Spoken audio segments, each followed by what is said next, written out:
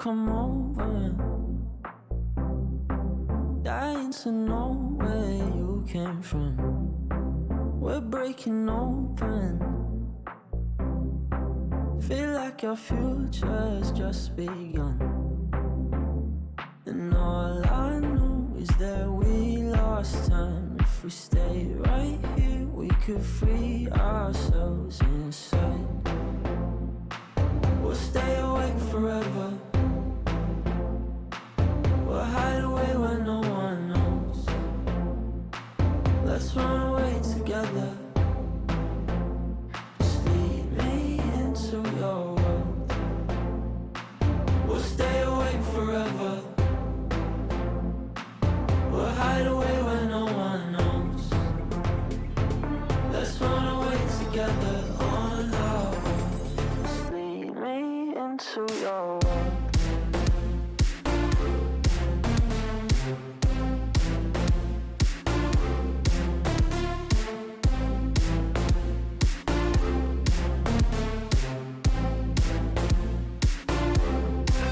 Waiting for no one.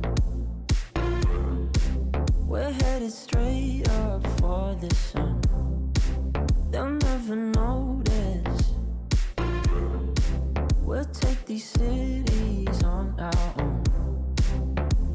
And all I know is that we lost time. If we stay right here, we could free ourselves inside.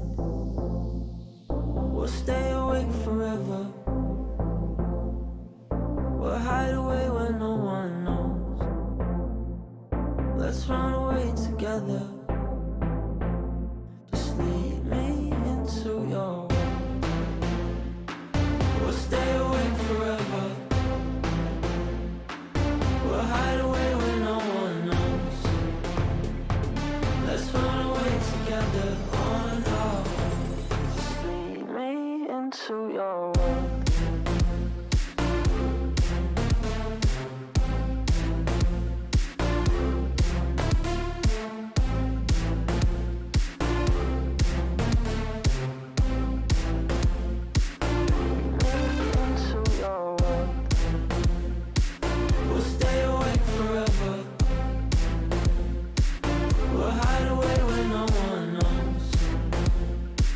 Let's run away together on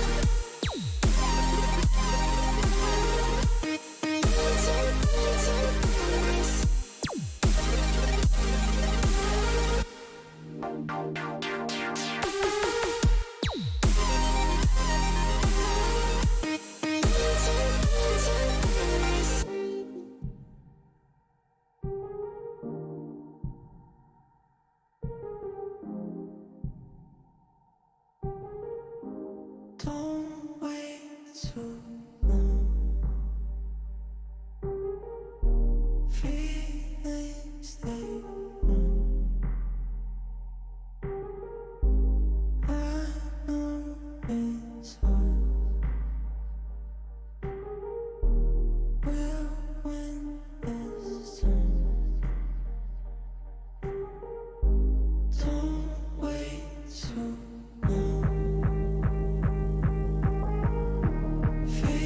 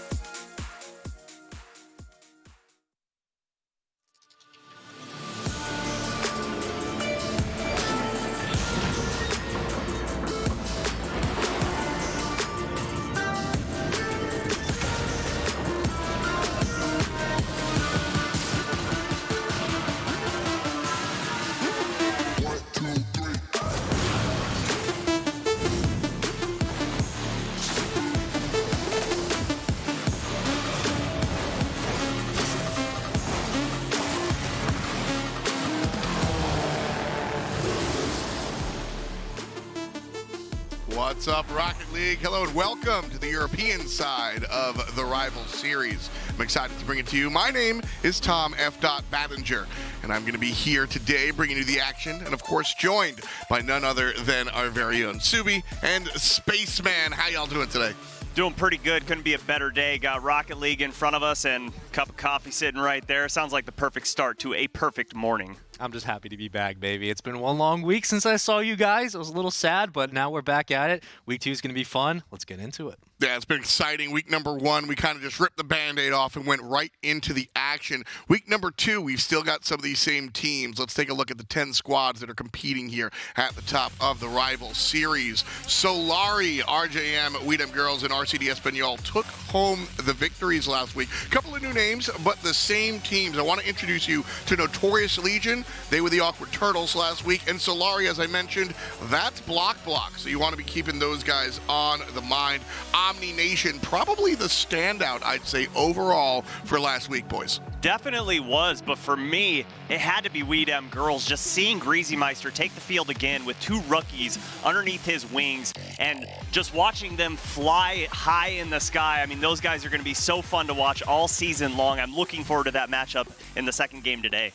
Yeah, and shutting him down, and then Ixo, who would always follow up with that second goal. I mean, we talked about it a lot last week, but I think now there's a little bit of pressure on these teams who not only have changed org names, but also looking at Awkward Turtles, which is now Solary. They have yet to play. So this is their first time in the Rival Series playing their first match because of some of the things that went on. But now that they're here, this is going to be an interesting week for them. Have they been watching film? Have they been watching VOD? If they have, this is an opportunity again to come out and shake up the meta. I'm glad you brought that up. Awkward Turtles, now Notorious Legion. They're the ones starting us off today versus RJM, so that should be fun. Of course, though, the Rival Series, a ton is on the line. Above us is the Rocket League Championship Series, the big show, as they call it. Number 1 team here in the Rival Series, well, you're going all the way up there, no problemo. Number 10 auto-relegates. The number 2 and the number 3 teams from the Rival Series will go head-to-head against the 8 and 9 squads from the RLCS to figure out who can find their spot up there. And like you're saying, number 2 and number 3 going to go up against some RLCS teams to see if they can fight their way into the RLCS. But 4, 5, and 6 going to be holding on to their spots, which big time. You don't want to go through those play-ins again. 7, 8, 9, and 10, unfortunately, will drop out of the Rival Series, and maybe we'll see them again next season. Obviously, the carrot at the end of the stick is going to be the Championship Series, but there's some money to be made along the way here in the Rival Series.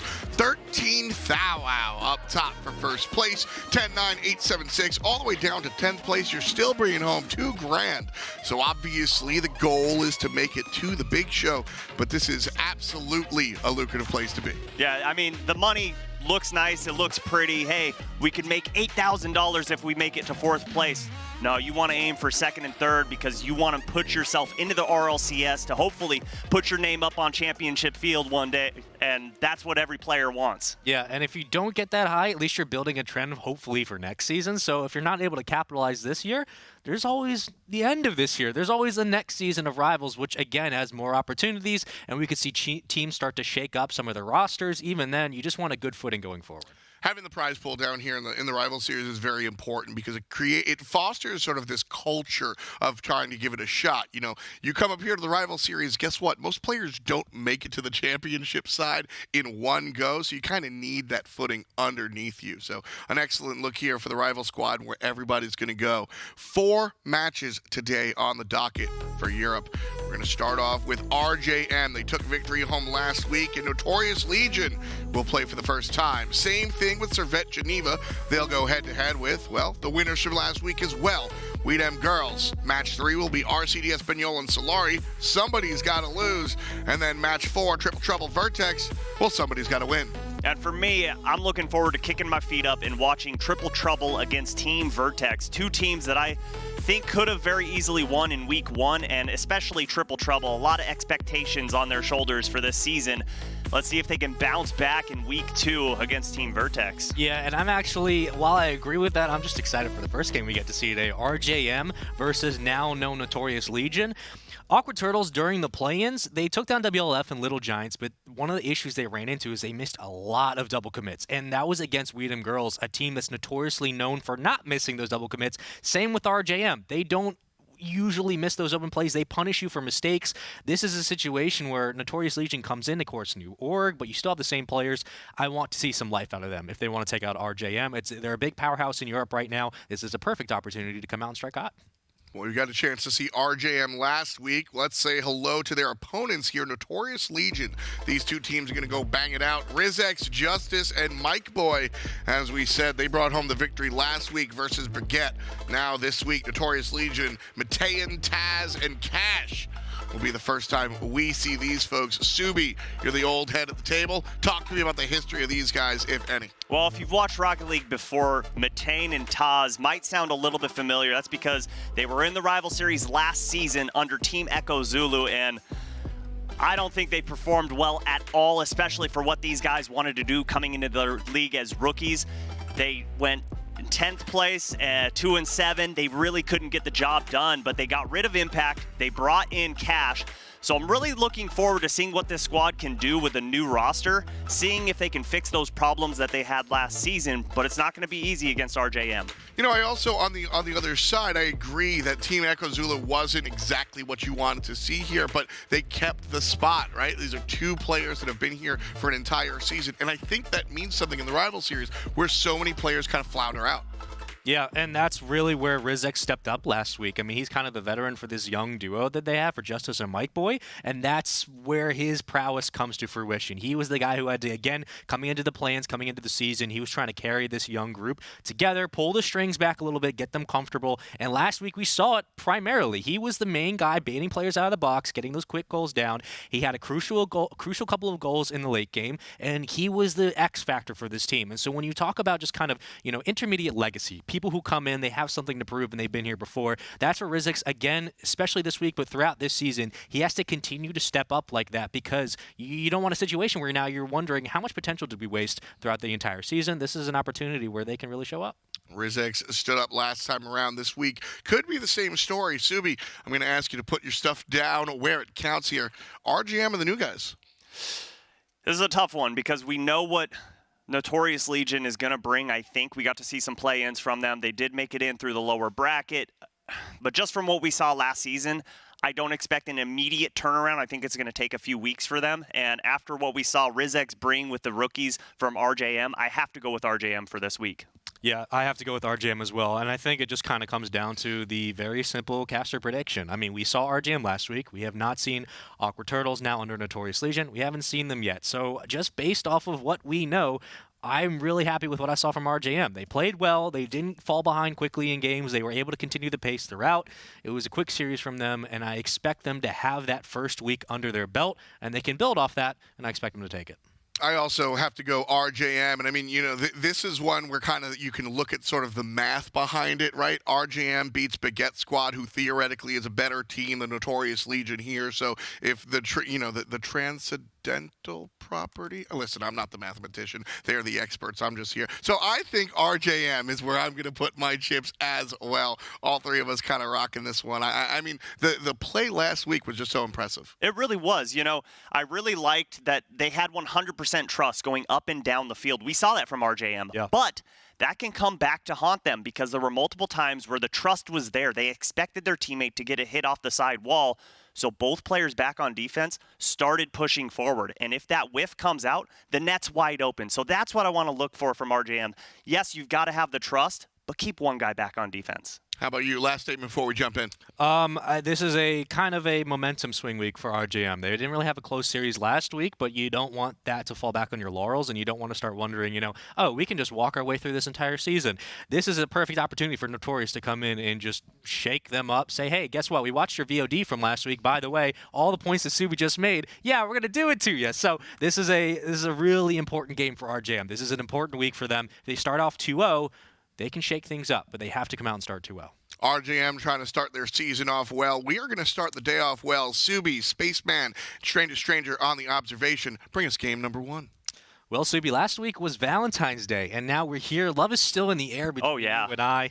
And, we get a good match to start the day. I know we had RGM for first match versus Baguette last week.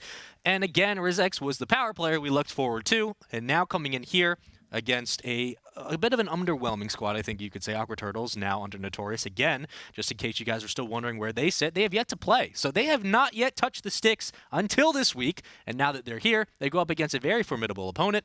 And I'm excited to see how it works out. I am too. I'm excited to see if Rizex can keep that weight on his shoulders or if Justice or Mike Boy are going to kind of take the torch and run with it this week. But I was impressed with Mike Boy. Coming in as a rookie, he had 3 goals, 2 assists in the series last week. Good performance in week 1, but talk is cheap, and the game has just begun. RJM against Notorious Legion. Of course, Rizex looking to be the power player this week. We saw what he was able to do last week, and now it just comes down to execution. Ball into the corner, but it's going to be knocked away. Mike Boy is there. Here comes another challenge at mid, but Mike Boy now flying over the top, and he has 1 player in goal. It's knocked away, and back into blue corner we go. It's a nice carry, but Rizex pokes it out. Now playing by his lonesome, a player was there, was Justice. He misses the touch, and now this could be an open goal opportunity before flies over, and I believe that was Mike Boy on defense. And Cash, first double tap opportunity missed, but Matane not going to miss that one, and Notorious Legion up by 1. Getting out a quick goal early as Notorious Legion comes in. They were the underdogs on the table, and on the desk we discussed their impact on the game, right? We said you have to come out and really sort of shake things up. RJM has been known to really fly at you, so the fact that they've done it here is a good start for them, but still plenty of time for Rizex to respond. He now carries it to the corner, but he gets a good demo. No one to follow up, but it's a soft touch, and it gets cleared away and knocked out. Taz now following, it gets hit into the corner. Carrying up, Cash, see what he can do before it gets sent the other way. Cash now working. Hits it back. Matea now has to fall back on transitional defense, and that could be a good hit. And a follow-up shot, but the double touch doesn't come in. The demo is there, and now they have a 3-2 advantage with an open net. And there it is, an open net opportunity for Notorious Legion. RJM sending the house on this play, and Cash gets the demo, sees the open net, and fires on target. And you talked about it in the pregame. You said some of these wide open commits can really leave holes in those defense, especially on transition. Now you run into a situation where you leave the net open, and they're going to punish you each and every time. A good start for Notorious Legion as they're now up by 2 goals apiece. Taz now going for the challenge. He gets knocked away at midfield before finally Justice flies back. Now waiting, gets a good touch. It's sent towards the back wall, and Rizex comes over and an open goal and an open shot. Rizex making it look very, very easy, and it's a beautiful pass all the way downfield. RJM just says, quid pro quo, if you do it to us, we're going to do it unto you. And Rizex hits the open net, probably the easiest goal he's going to see all series long. And that's one of those mistakes from Notorious Legion you just can't make. You can't give RJM room to move. They will take a mile, and they'll also make you waste all your gas while doing it. As Rizex goes up, he gets a nice hit. Oh. Now down, looked like a double touch might have been there, but he misses it just off timing. And Justice clears it away back into the sidewall to go up for the challenge. Open net. Demo and Rizex who has to fall back. Oh. Cash coming in for the crazy double touch out of the corner. The rookie showing up huge here in game number 1. Continuing to respond is Notorious's best opportunity in this series. Don't fall back behind early, and also don't give up easy goals on the other side. It's very, very simple. Another demo at midfield that's going to play in favor of RJM as they have control of their own corner for now. Back we go. Mikey Boy will hit it up for Justice, but it's intercepted. Rizex now has to be careful. That's going to be open goal, but he doesn't able to connect. Right off the side post. Now he carries it over. Rizex with the goal. Rizex carries it right over the defender and makes it look so easy for RJM. What a carry towards mid and a beautiful flick over the sitting, waiting Matane, and no one home there for Notorious Legion, and RJM cut the lead down to 1. It's not that I'm not impressed with what we're seeing. It just seems kind of sloppy from both sides. I mean, open opportunities, lost control at midfield, simple mistakes that could cost either side, but we're still in the game. Well, look, I'm on the fence about this RJM team. I know they beat Baguette Squad week 1. They did it very, very surely in game number 5. It's convincing. They did, but there were some issues that we saw, and we're seeing them at play here, but there's still half a game to be played in game 1. Nerves could still kind of be on the line, so I expect those to get cleaned up as far as game 2 goes. But they've just got to watch out for those long booming clears over their head. Yeah, it was a dangerous one as well because Vertex could have been there for a follow-up to extend that play. Here comes Justice with a nice carry. It's going to go off the back wall. Who's going to follow up? It will be Vertex with a soft touch, but it's off the left post. Now moved away, and Mike Boy's going to be there for the redirect, looking for Vertex to extend this up to the sidewall. And Justice will be there. Now he could get an aerial carry down, and it could be a goal, but it's pushed away. Mike Boy now up. Justice following behind.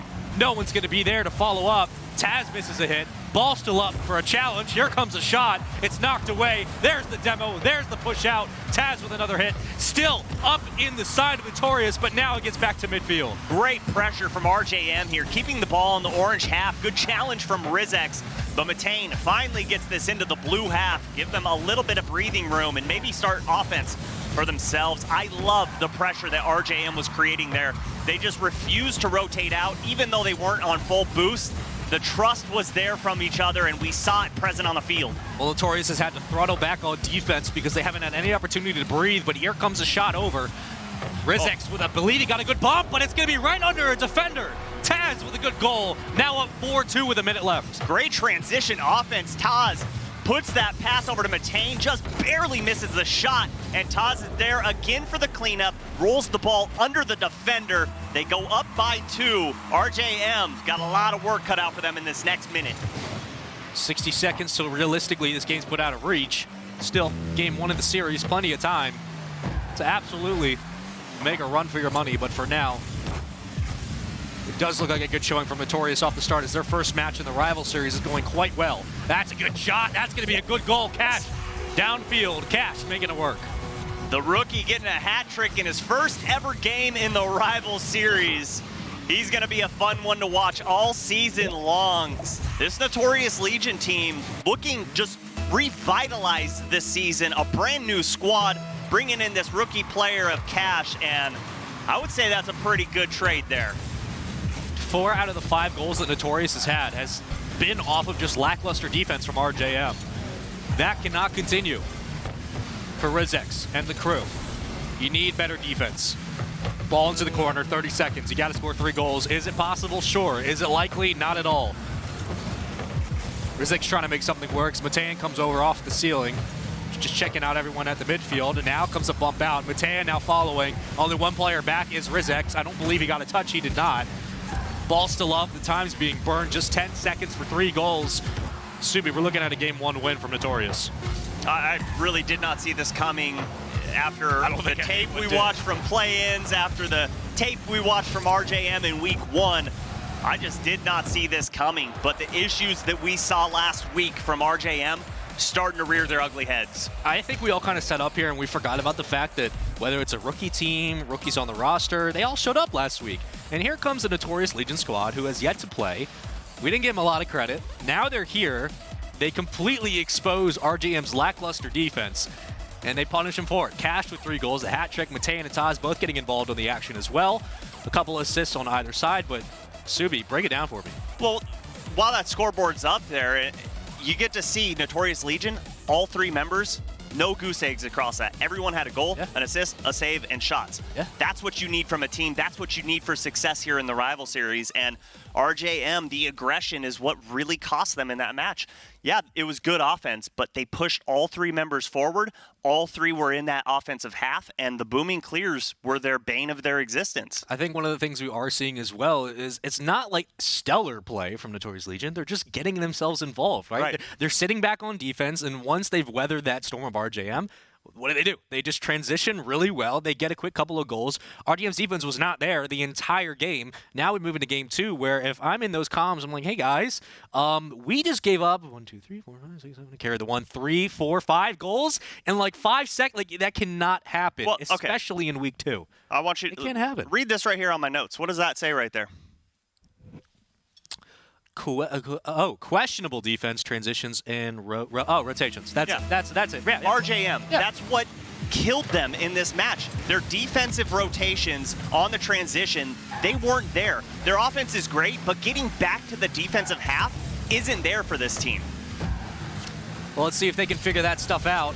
Here could be a good goal. There it is. Mike Boyd, RJM, strike first, and I believe it was 3 seconds into the game, and we already have a goal. 13. But hey, math is hard when you're put on the spot. It's okay. We'll forgive you for that one. But this is what you need from RJM. A quick goal in game 2, get their spirits up, and get themselves a lead in the match. Felt like 3 seconds. It did feel like 3. I'll save myself there.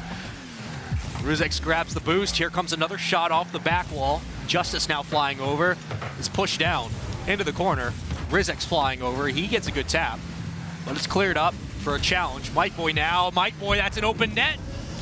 Notorious Legion. Where did you go? What's going on? Back and forth action. Good shot here from Mike Boy off the side wall. That's a difficult one to squeeze in that upper 90. And just like that, they're up 2-0, and we've only played 31 seconds. What is going on? We just saw you. Cash trying to carry it right over a defender. That's Vertex. Oh, it's a good hit off the backboard, but it's knocked away. Now Mike Boy back on defense. Before, I believe that was Vertex who clears it downfield. Matan with a nice hit. It's going to set up his teammate. That's a good shot, but it's knocked away as Mike Boy gets the last touch. Great offense there from Notorious Legion. I love the infield passes that we're seeing up and down the field. RJM going to have to be on their toes and be aware that those are coming in hot. Some of these booming hits don't really favor Notorious as they have been able to follow up. And RGM doing exactly what Notorious did last game, playing great defense off the start and scoring early. Matan now trying to follow up.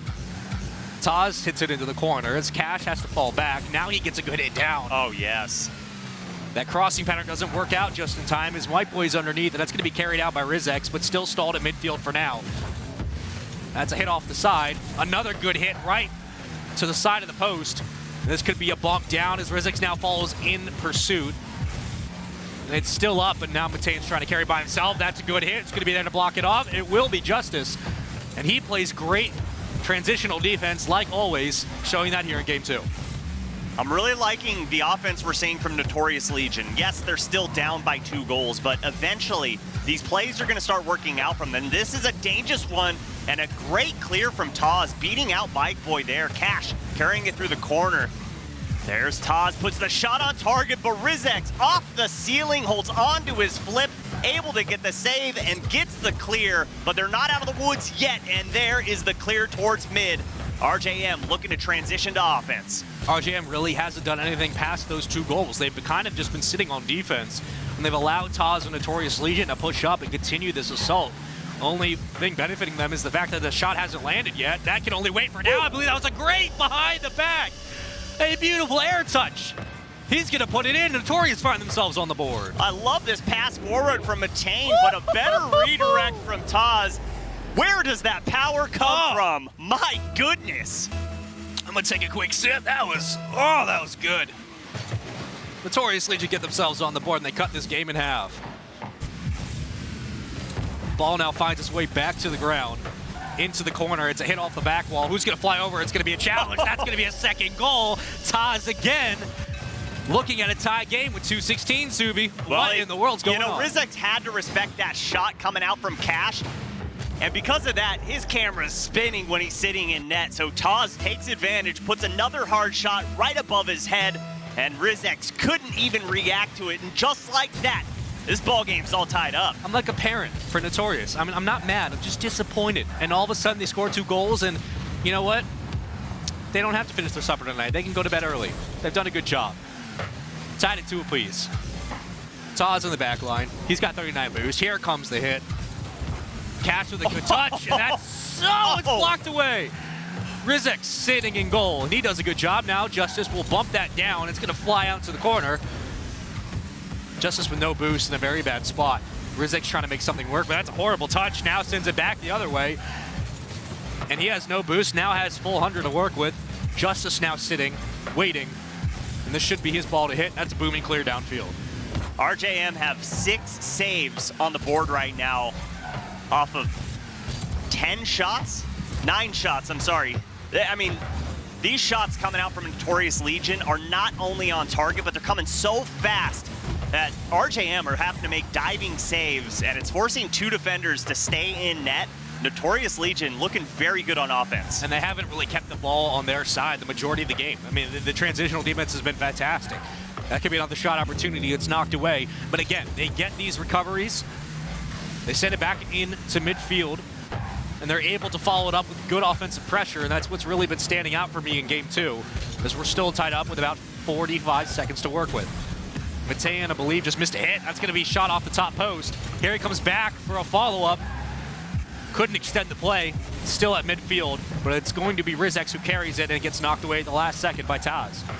Good touch from Justice, slows that up, but Cash so fast off that side wall. He's a speedy boy in game number 2. Great demo from Mike Boy. Rizek with the carry, but Cash there for the save at the last second. Seems like we've seen a couple of hits from RJM, and here could be another opportunity. It's going to be, yep, knocked away. Goodbye. See you later. Matean now over the top.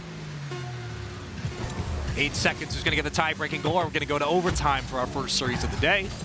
It looks like that might just be the final situation here, as this ball should touch momentarily, and we will see an overtime right now. What a turnaround in this matchup from Notorious Legion. Down early in the first 30 seconds by 2 goals, and then climb their way back into it. But some of it's got to be due to the fact that RJM almost turtled up in this match. They weren't aggressive on offense, and the steal in the box from Taz, and there's Cash to finish out game number 2. What did I say last week? You caught him slipping. You did it again.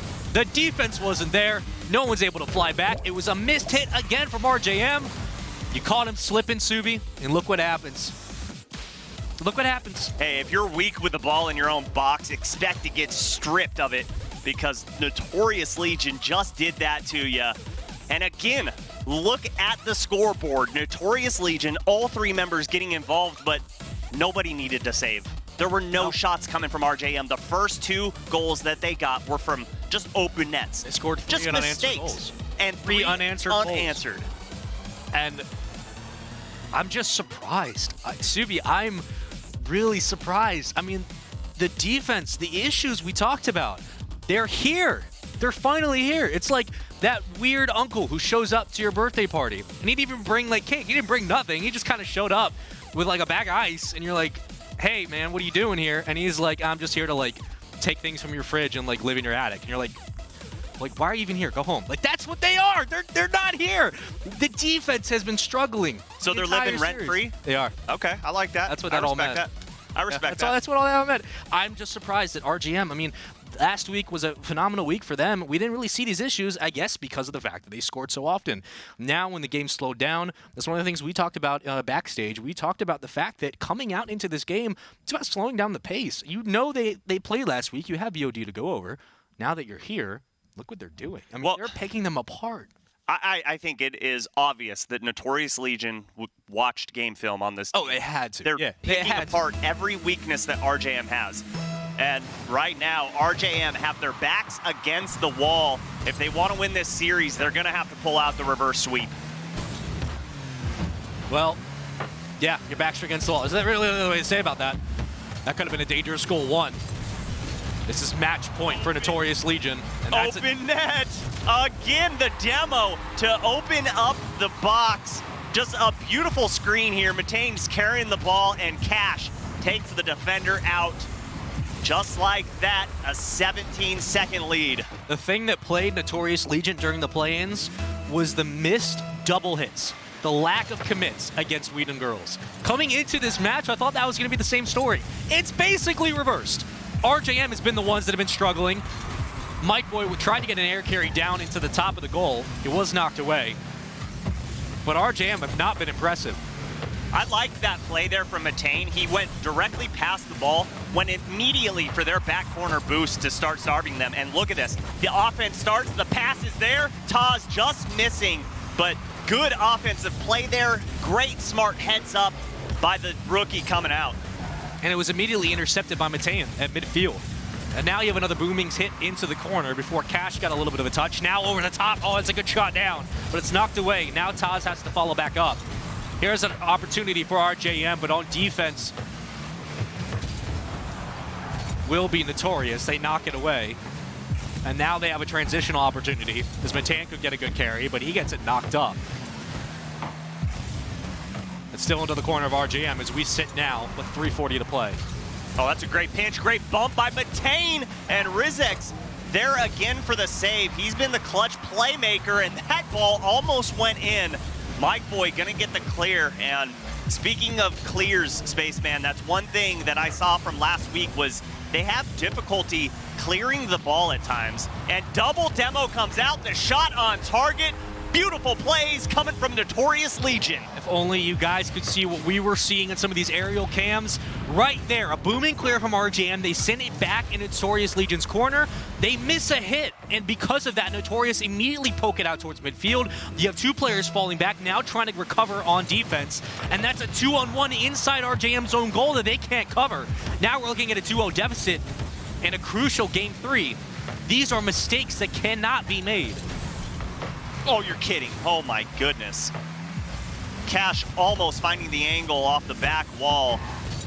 Oh, rare double commit. That's the first one we've seen from Notorious Legion, but that's okay as the ball's just floating in front of the goal line. RJM had a lot of work. The scary thing for me is that's now 5 unanswered goals in 2 games. 2 games. They have to get something going. You got 240, plenty of time. And maybe it just takes an aggressive offensive push. Screw the double commits. You got to start making something happen. This could be an opportunity. It was a bit of a weak hit, and I don't think anyone followed up with it, and it's knocked away. Now Justice tries to come over. He's got no boost, however. No one to follow up. And this could be a dangerous own goal. Thankfully, the post saves him for now. Back into the corner of Notorious Legion, but it's going to be Cash there. Cash, who does get demoed in the process, but that's a long booming clear. Matean in the corner, he does get a soft touch, now followed up by Taz. Taz trying to carry, it's over 2 defenders, going up for the challenge. Now sent back into the corner, adjacent side for RJM before it's back to midfield.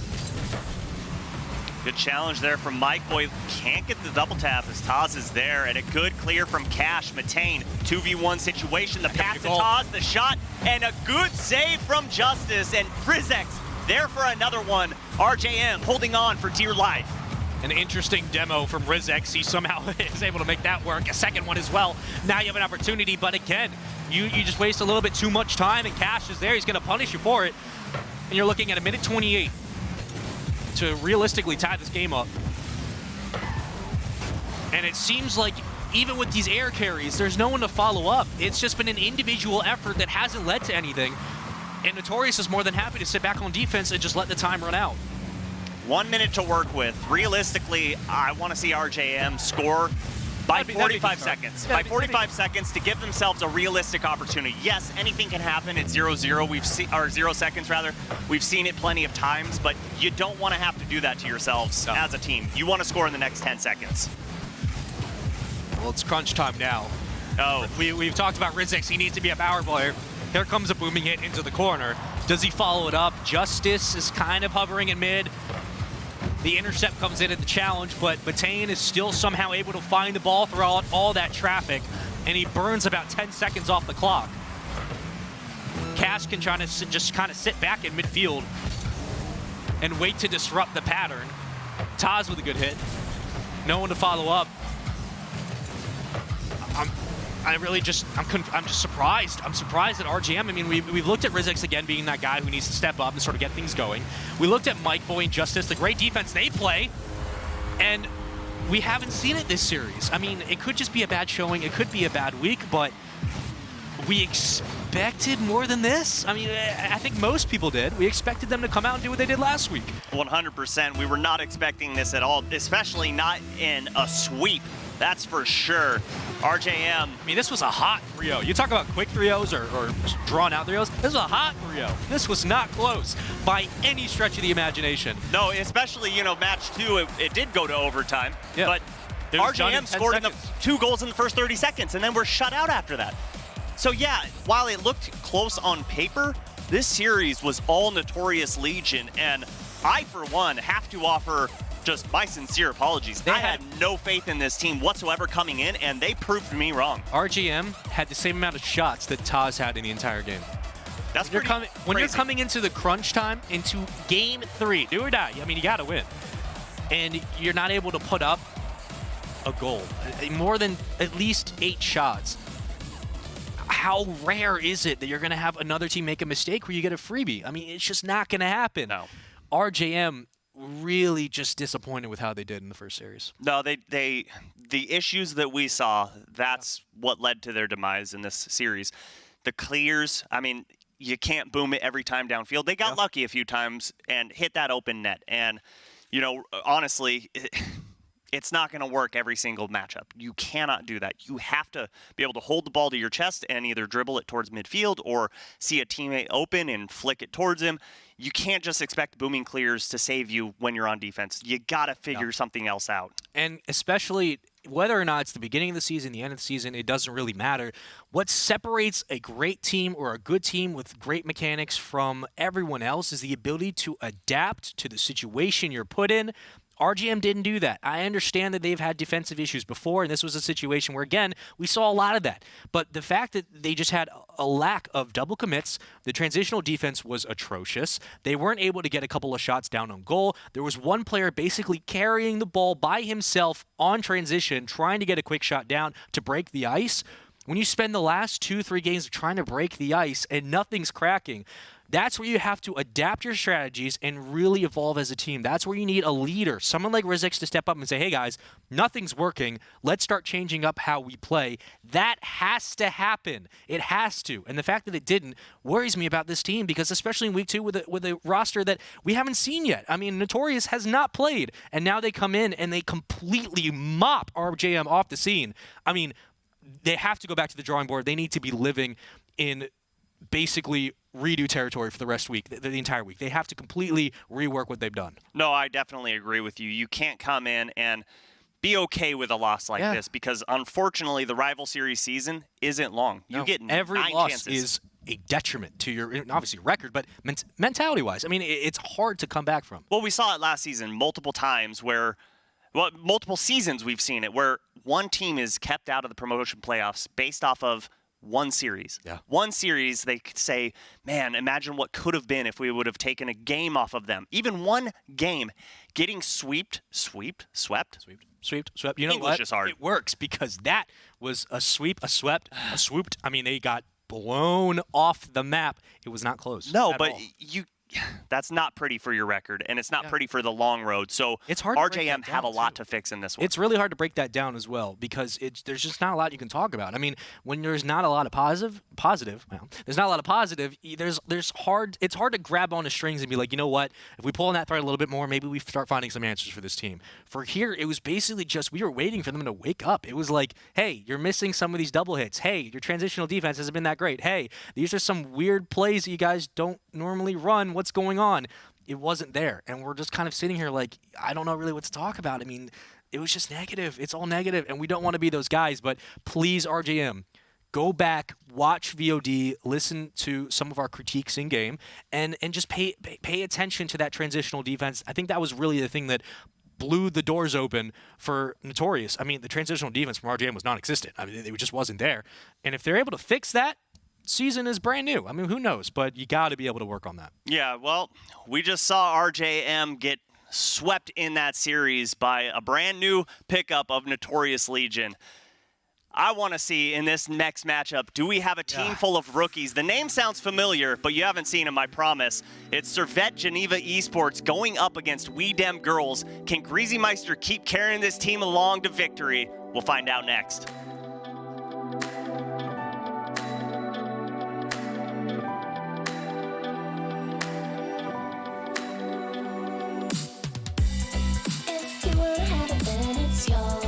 Put your mind into an open door.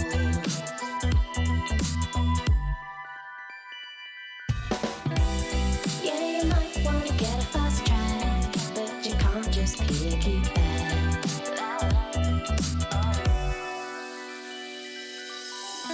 You're braver than you know it. You're stronger than you show it. You're braver than you know it. You're stronger.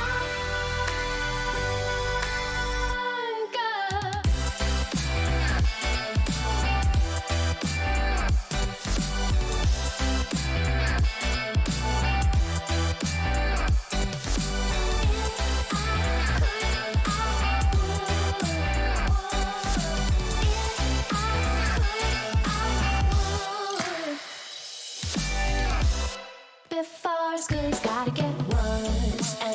sometimes it's gonna hurt.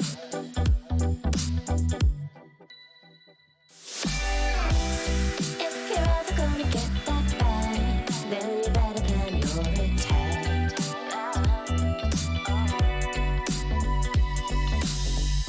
You're braver than you know it. You're stronger than you show it. You're braver than you know it. You're stronger.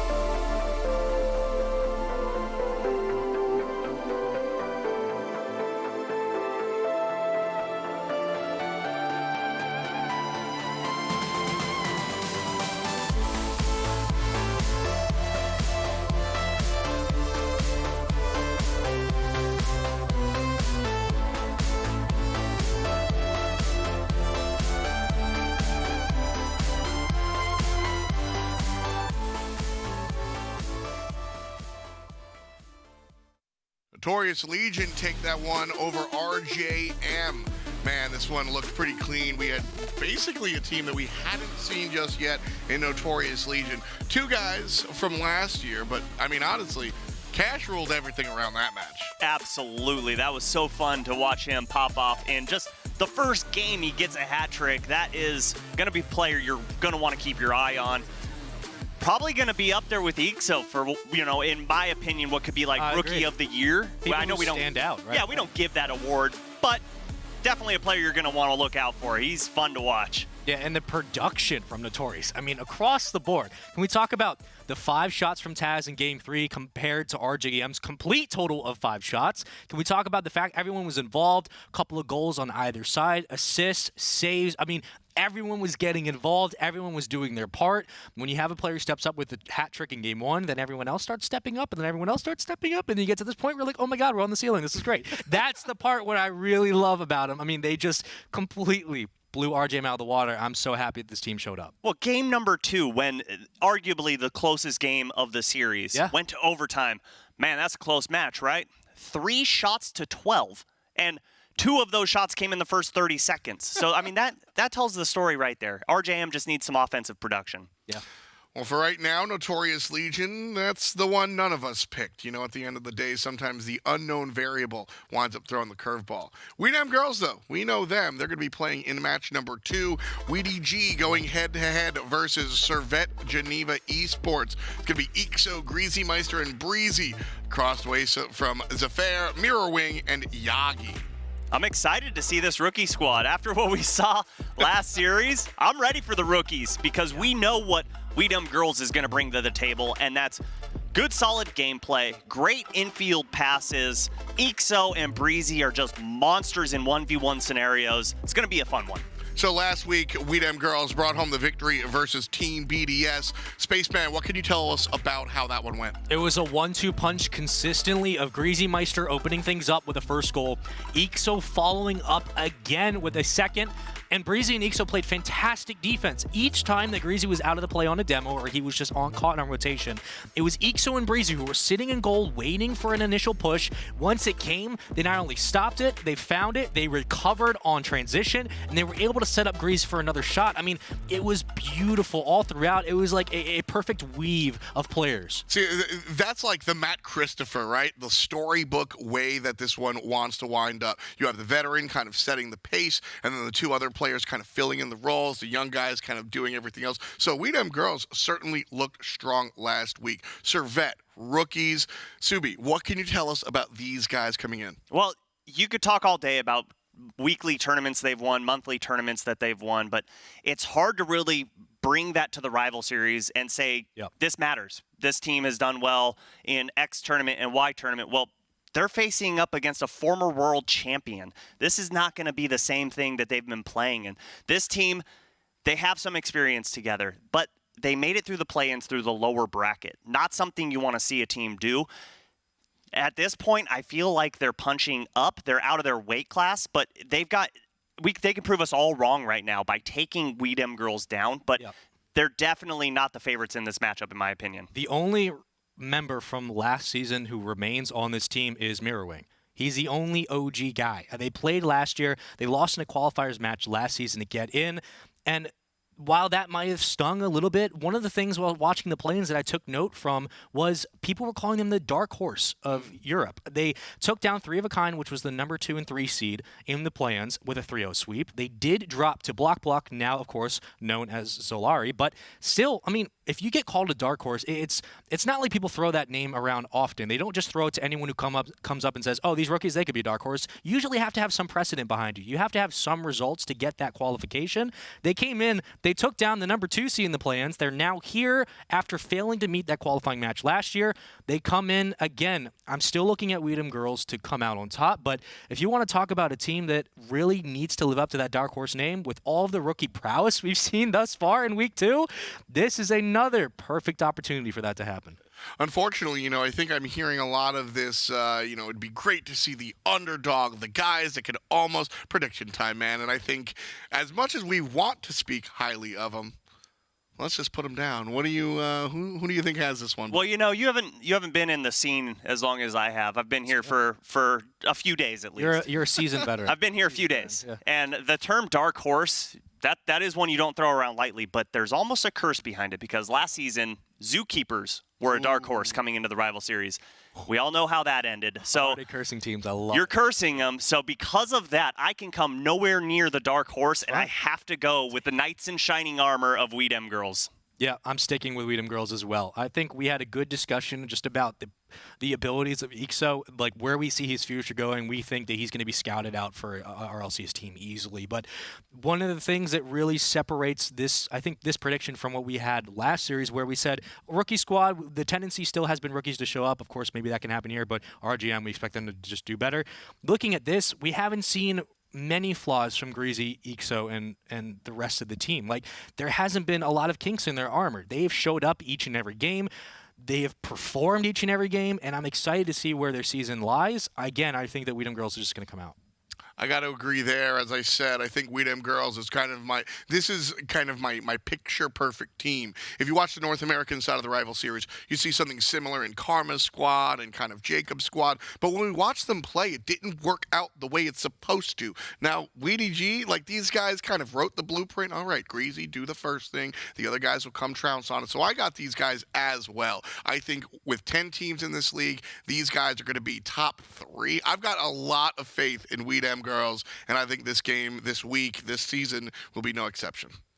Well, if they don't place in the top 3, then you could just throw everything we know about the scene out the window. True. Because, yeah, I mean, I can pretty much guarantee you that they'll be top 3. There's no way this team doesn't place there. I expect them to get first place. After what we saw in week 1, this team looks very dynamic. They're disgusting. I mean, just in a good way. In a good way. Tell the truth, they're disgusting. I mean, look at them. World champion, and the thing I love is that you have 2 rookies who are so good, and the ceiling is so high for them. And Greasy is kind of just sitting like on the precipice of being back to like incredible form. As their ceiling rises, his floor begins to rise as well. So he's already been a world champion. Now you have these guys who have such an incredible ability, and it's just like you know, basically pulling out all the Jenga pieces, but they don't fall. They just keep going up. And you're like, okay, cool. This team could absolutely be first place. I love what I see from them. Spaceman, I love the energy. He's going to ride that high. Subi is Spaceman, Stranger Stranger. Bring us Weedham Girlz versus Servette. Oh, it's going to be good. Oh, it's going to be so good. I can't wait. Did you steal my coffee? What is happening right now? I don't know. I drank a lot of water this morning. That's fair. It's like weighing down a little bit. Okay. But you know, like health is wealth this, you know, in 2020. So we want to make sure we drink our water. Drink your water, people. Come on. Clear skin, clear mind. That's what we're all about. But when you talk about a team like Weedham Girlz, and you talk about a team like a dark horse for Servette Geneva, like we had a chess match last week. This is a perfect mesh of just super aggressive, but also great on defense, and super underrated, but great from what we've seen in the play-ins. I'm excited to see how it all unfolds. Subi, let's get into game 1. Let's do it. Let's see Weedham Girlz take the field once again. And the first time for all these rookies on Servette Geneva Esports. Game 1, a lot of nerves going to be on the line, but those will go away pretty soon. And off the start, it was Greasy who gets a booming hit. Zafair couldn't get a second touch, but it's carried away. Mirror Wing, of course, the only remaining OG member from the Servette Geneva team of the last season, where they failed to make it into the rival series, but they find themselves here now. What are they able to do with this opportunity? We can only wait and see. It's Ixo who flies back from midfield. Greasy now following again. Ball still in Servette's corner, and it's punched away. Now Ixo follows it up. Ixo had an opportunity, but it was knocked away at the last second. Servette doing a good job of staving off Weedham Girlz for now. And I'm impressed with Servette right now. No double commits in the first minute of gameplay. You'll normally see that a lot from rookie teams, so good comms going on between them. And we've seen a few attempts at infield passes, something that could be very dangerous to Weedham Girlz. They tend to play a parallel defensive line. They'll have one on the back wall, 2 sitting in the net. So those infield passes could absolutely open things up. Weedham Girlz have got to be wary about those. It's a standard play from Weedham Girlz as they get a good hit off the backboard. Greasy falls back, and it's left up to Ixo to make something happen. But it's poked away, now up for challenge. Greasy follows suit. Greasy has to fall back. He gets a good hit off of it. Now for a double touch, but it's going to be Ixo who lets it fall down. Breezy now up to the ceiling. And Mirror is still there waiting for something to fall down towards his side of the pitch. But it's pushed away, and Yagi tries to follow suit, but it's immediately poked away. Now Yagi with an opportunity, but over comes Breezy, and they knock it out again. Another infield pass. Mirror with this shot just a little too high off the glass. And Mirror trying to get Breezy out of the way, but Ixo has that ball and gets a good flick, but it's straight over to Yagi. Good steal there, and can't work anything out in the corner, and Breezy gets by both of them. Had he landed that backflip, we would be looking at a 1-0 score, but for now, still tied 0-0. As Mirror has a nice air carry, but it's going to be poked away. Zafair underneath. Grabs some boost while he's there. And Yagi with a carryover. He doesn't get the double touch, but it's poked away and pushed back towards midfield. Now a counter opportunity as Zafair gets a nice hit and sends it back to a booming corner of Weedham Girlz. I'm also impressed with Servette's ability to clear that ball coming off the back wall. Very difficult to do, especially when you see Ixo flying in at an opposite angle. And Ixo Gets turned away by Mir. Good defense to put that back into the corner. And so far, Servette Geneva is holding on well in this matchup. No one yet to strike first. We could be looking at a very close series. Here's an opportunity before it gets knocked away. And the good defensive stand from Weedham Girlz is they've continued to try to find an opening. Zafair goes for the challenge, but it's going to be carried right over. Breezy continuing to find some success.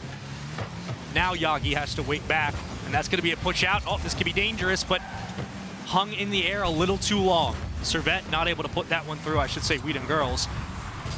As it's still into the corner.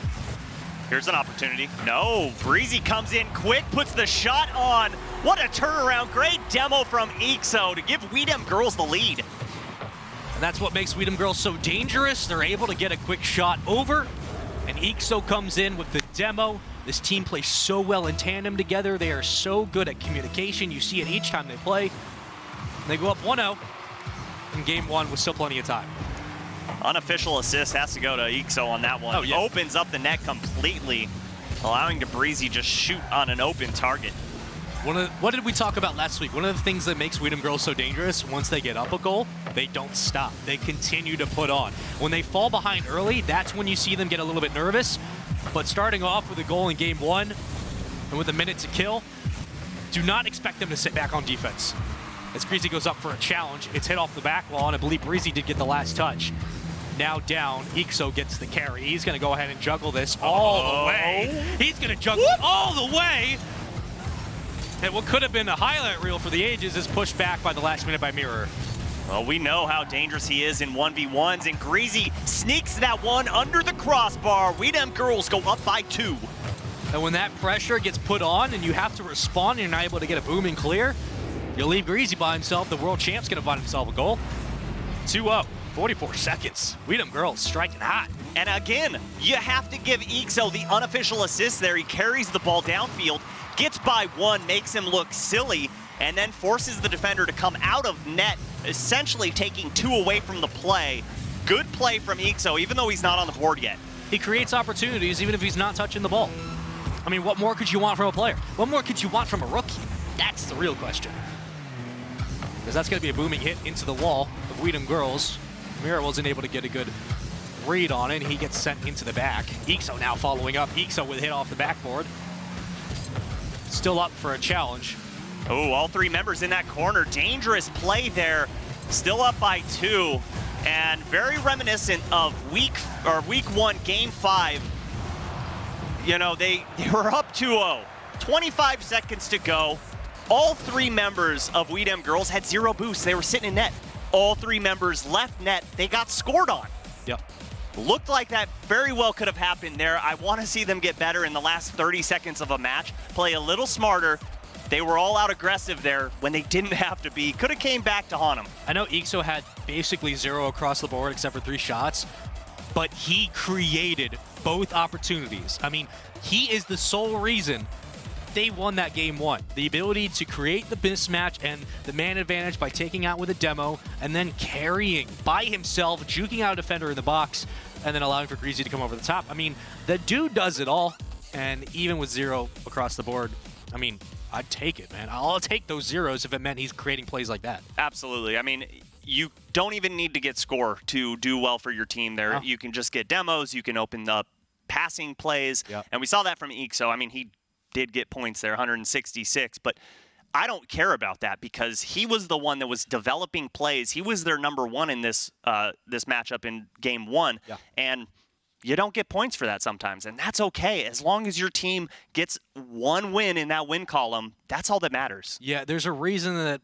most likely scouts are going to be looking at him for future seasons, moving into the RLCS. I mean, it's not only about mechanical ability and ability to create shots, make plays, but like your awareness on the map, your awareness on the field. What are you doing to set up your teammates? That's something that not a lot of people have. Ixo has it. I've been so impressed with what I've seen from him, and he's just continuing the success from week 1 into week 2. Now off the start, it's going to be a shot opportunity. That's going to be a shot goal. Greasy Meister, hello. Welcome to the series. Welcome to game 2. And once again, look at net right now. Who's coming down? Ixo takes the defender away. Greasy Meister has the wide open net. Weedham Girlz on fire. It's entirely possible that Ixo doesn't score a single goal in this series and he could be the MVP. I mean, it's entirely possible. The dude is just made of different material. Completely different. Greasymeister with a carry. I believe that was Ixo who followed in. Greasy with a hit off the back. Oh, now it's an opportunity. Greasy's the only defender there. He should be able to get that. Nope. See ya. Zafair puts it into the top right corner and baits out Greasy for a beautiful goal. Carries it the length of the field, gets the ball on his hood, only 15 boosts to his name, and a beautiful flick underneath the crossbar. Servette Geneva get their first one of the season. They stopped 3 unanswered, which is a big stop. The momentum now back to neutral. As Girlz gets a hit into the corner. Zafair sitting back. Here comes Greasy. And that's going to be a shot from Ixo. He doesn't follow up with a double touch, but it's Mirror who stops it. Now a transitional opportunity for Servette. 4 knocked away and up into the ceiling. Here comes Mirror, no boost to work with. That's an easy clear away before Yagi comes in for a second hit and tries to extend the play. Yeah, just gave that ball to Breezy. Girlz looking to transition to offense. Here's Greasy up in the air, but Mirror, great read off that side wall to pass it over to Zafair. And again with the ball, but Breezy saw it before, turns that one away. And good demos from Zafair. No offense gonna come out from Girlz. And he has a player, that's Mirror, set up for a nice hit. Oh, I thought that was gonna be a shot down, but it just missed. And Ixo now carrying by his lonesome, and Breezy is still at midfield, hovering like he always does. Flicks it over the player, now carrying by himself. Sets it up for a teammate. Will anybody be able to follow up and knock it home? No. It's a carry on the other side. Yagi tries to make something happen, but Ixo is there and clears it away. Back to midfield before Zafair will get his final touch off the back wall. And Greasy still going up for the count. Good night. Oh, almost hitting the target there. Working Girlz left to right. Very hard passes coming off that back wall, but that touch gets stolen away by Breezy. And Girlz looking to push down, but great read from Zafair all the way down to the blue half. 2 booming hits back to back. Won't favor anyone. Yagi gets a hit down. That's going to be knocked away. Nice poke out. Believe that was Ixo. Here comes a shot opportunity off the top wall. Just missed. Probably would have got it knocked away either way. With 0 boost as Mirror. Still trying to make something happen. Tip your hat to him, but here comes a shot opportunity before it gets knocked away by Ixo again. Still in WDG's corner. And we have yet to see them break away. This could be the final opportunity. That was a beautiful rotation from Ixo. Breezy had 10 boosts to his name. Was nowhere near making that save. And Ixo came in that back post. Was able to rotate in for a clutch, crucial save to keep this game all tied up. Oh, he just missed. You could tell he was setting up Greasy for a big hit, but it just didn't. Oh! Yagi gets the flip reset, hits it into the defender, and then just punches it back into the net.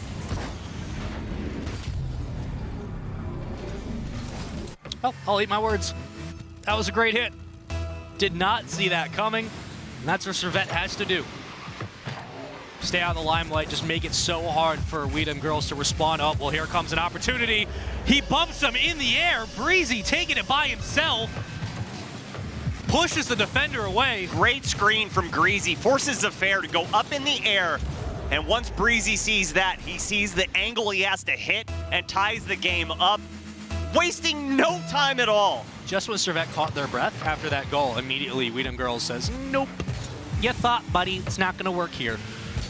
And the scary thing is, Girlz keeping it close, and Ixo still hasn't scored, still hasn't gotten an official assist. Well, it's all working out at this point. Tied 2-2. Yeah, but what's going to happen when that boy wakes up? Greasy now. Ixo in the corner, carrying by himself.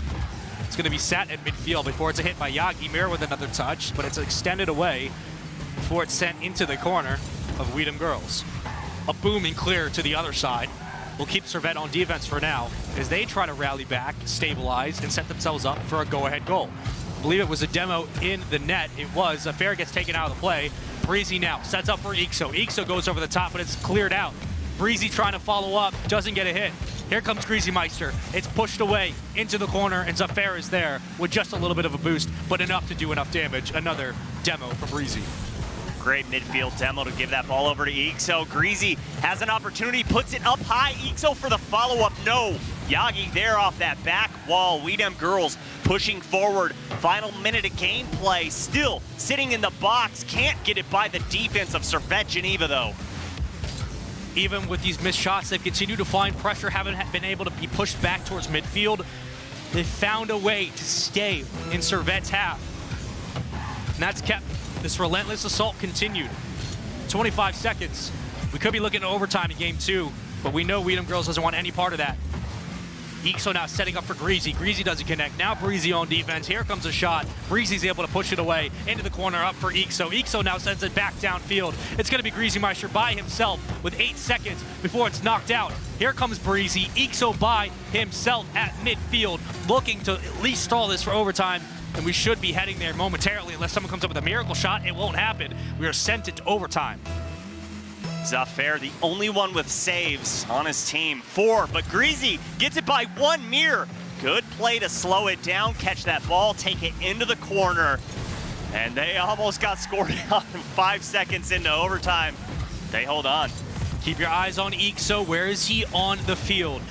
He could be setting up something big. Greasy Meister now looking for a player. Here's Ixo. It's going to go off the back wall. Can he follow it up? He does. He gets the shot. Ixo now showing up. Gets his first goal. Gets it in overtime. 27 seconds, baby. That's all it takes. And Zafair with the simple mistake off the back wall. Oh, he wants another shot at that one, but no mulligans are coming out in Rocket League. And Weedham Girlz sneak away with a victory in game number 2. Well, we asked when Ixo was going to show up.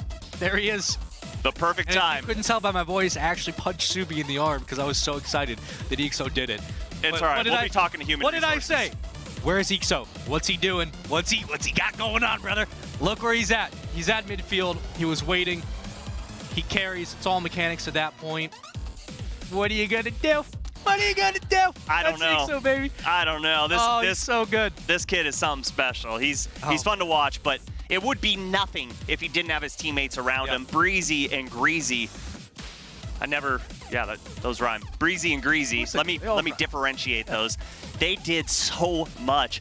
The carry from Greasy up the field with Breezy working it to just get the defender out of net. Might have been the other way around. I don't remember at this point because they both have a goal. They both had an assist in that matchup. Just so good from Weedham Girlz, but I was extremely impressed with Servette in that matchup. They played their hearts out, and those infield passes were looking deadly. They were good. But none of them hit. Both goals they got were unassisted. Yeah. And Weedham Girlz did a perfect job of reading the offense that was trying to come out from Servette there. Yagi played phenomenal in his own goal. I mean, the amount of times he cleared away an easy shot was too many to count, but that's what separates Weedham Girlz from them is you need an X factor to step up. You need a guy who knows the field. And when we needed Ixo to step up, what did he do? He stepped up. And he steps up right here and gives Weedham Girlz the early lead 2 seconds into game number 3. I don't think any of us expected a 3-0 on both series to start the day. We could be looking at another one here. Ixo basically takes the face-off and says, ding dong. Look, if you're going to cheat up on a kickoff, you cannot immediately go for that right boost. That's exactly what happened there to Servette. They had someone cheating up and immediately thought, oh, this is going to squeeze out to the side. Well, it was a neutral 50-50 that just died at center field. He should have had a touch on that 100%. What's interesting that I'm seeing from both of these teams is they're kind of like mirror opposites. Weedham Girlz plays phenomenal offense, and when they get ahead in a goal, they continue that. The defense. Oh, there it is. Oh, just off the post. The fourth man coming in huge there for Weedham Girlz. Their defense is great, and Servette's the opposite. They get behind a goal, they play great offense, and their defense is great, but they can't get ahead. That's just basically what my rambling has come to. That's the whole point, is that these teams are so well matched, and it's just come down to the wire a couple of times. But for now, See? into the corner is Yagi. Yagi now carrying. He's been able to sit back for a while, but now has to start making something happen on offense. It's going to be boomed down, Mirror with a hit. Only got 2 boosts, but it's going to be off the back wall before it's knocked away for Weedham Girlz. Yagi now following up. Breezy doing a good job getting out of his own goal. It's going to be pushed away. I believe that was Breezy. It was. Back to midfield as Zafer sends it, and Breezy will be underneath. He'll take that challenge all day, every day, and he's going to carry it right over. Breezy now carrying by himself, and no one's going to follow up except for Greasy, who's in the back line. Dangerous. That is a dangerous clear there to go at the corner of your box. And great pass, the redirect on point. Ixo is here, and we them Girlz up by 2 goals. Woo! Did you see what I saw? Did you see that? I was watching our faces. Woo! And that was pretty. Oh my God! Ixo again. Creighton plays, but you have to tip your hats to Weedham Girlz creating that offensive pressure, continuing to just relentlessly push the ball into Servette's half. Not giving up, playing offensive, aggressive, that's the word I was looking for. Now up 2-0 in game 3, which again is a do-or-die moment for Servette. They've played great defense throughout the entire series, but we haven't seen a lot of offense from them. Zafer now trying to make something happen. Great demo. Yagi by himself with a carry. Yagi with the score. That's what Servette needed. They cut this lead in half. Love this play downfield. Gets Greasy out in midair and then puts Ixo just in cement. He can't go anywhere until the shot comes out, and that close to net, you're not going to save that ball. Servette Geneva cut the lead down by 1. Ixo has 2 goals on 2 shots. 100, looking to make it 3. Not able to do it, gets the bump out, and there's Breezy. There's Breezy. There's that man, Mama, there he go. Now up 3-1. That is the insurance goal they were looking for. And a great bump in net from Ixo and a simple miss in the box. Twice now, that's hurt Servette, but hey, it's gonna happen with a rookie team. Hey, it's gonna happen when you're playing arguably the best team in the European rival series. Just the self-awareness to get the shot, go for the bump, and allow a teammate to follow it up. It's perfect from Weedham Girlz. I mean, you really can't write it any better than that. They played great Rocket League in week 2. And they're in prime position to go 2-0 in the league to start things off. For Servette, this is their first time. They've played great. They just haven't been able to match the same energy, the same aggressive assault. Now down by 2. Plenty of time, but they got to start creating some opportunities. Yagi carrying by himself. Who else is there? I don't believe anyone was following up except for Mirror in the corner. And he goes for the challenge, but he misses it, and Greasy gets a booming clear down in the corner of Servette. Weedham Girlz totally content with this style of gameplay right now. Just boom the ball back and forth. It's wasting precious time, and Breezy misses the flick there. Nice steal from Zafer, but no follow-up here as Ixo's easily going to push this one away, but Yagi off the ceiling can't get the double touch there as Breezy was sitting patiently. Ixo with a good hit over.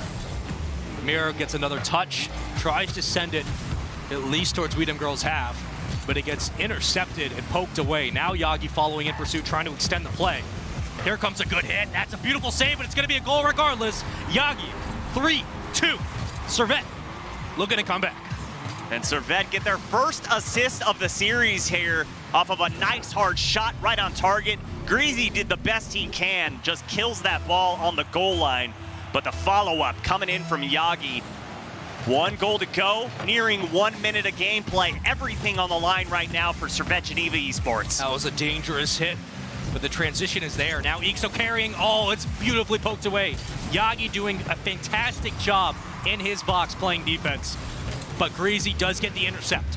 Back into the corner, he baits a player out and misses a hit.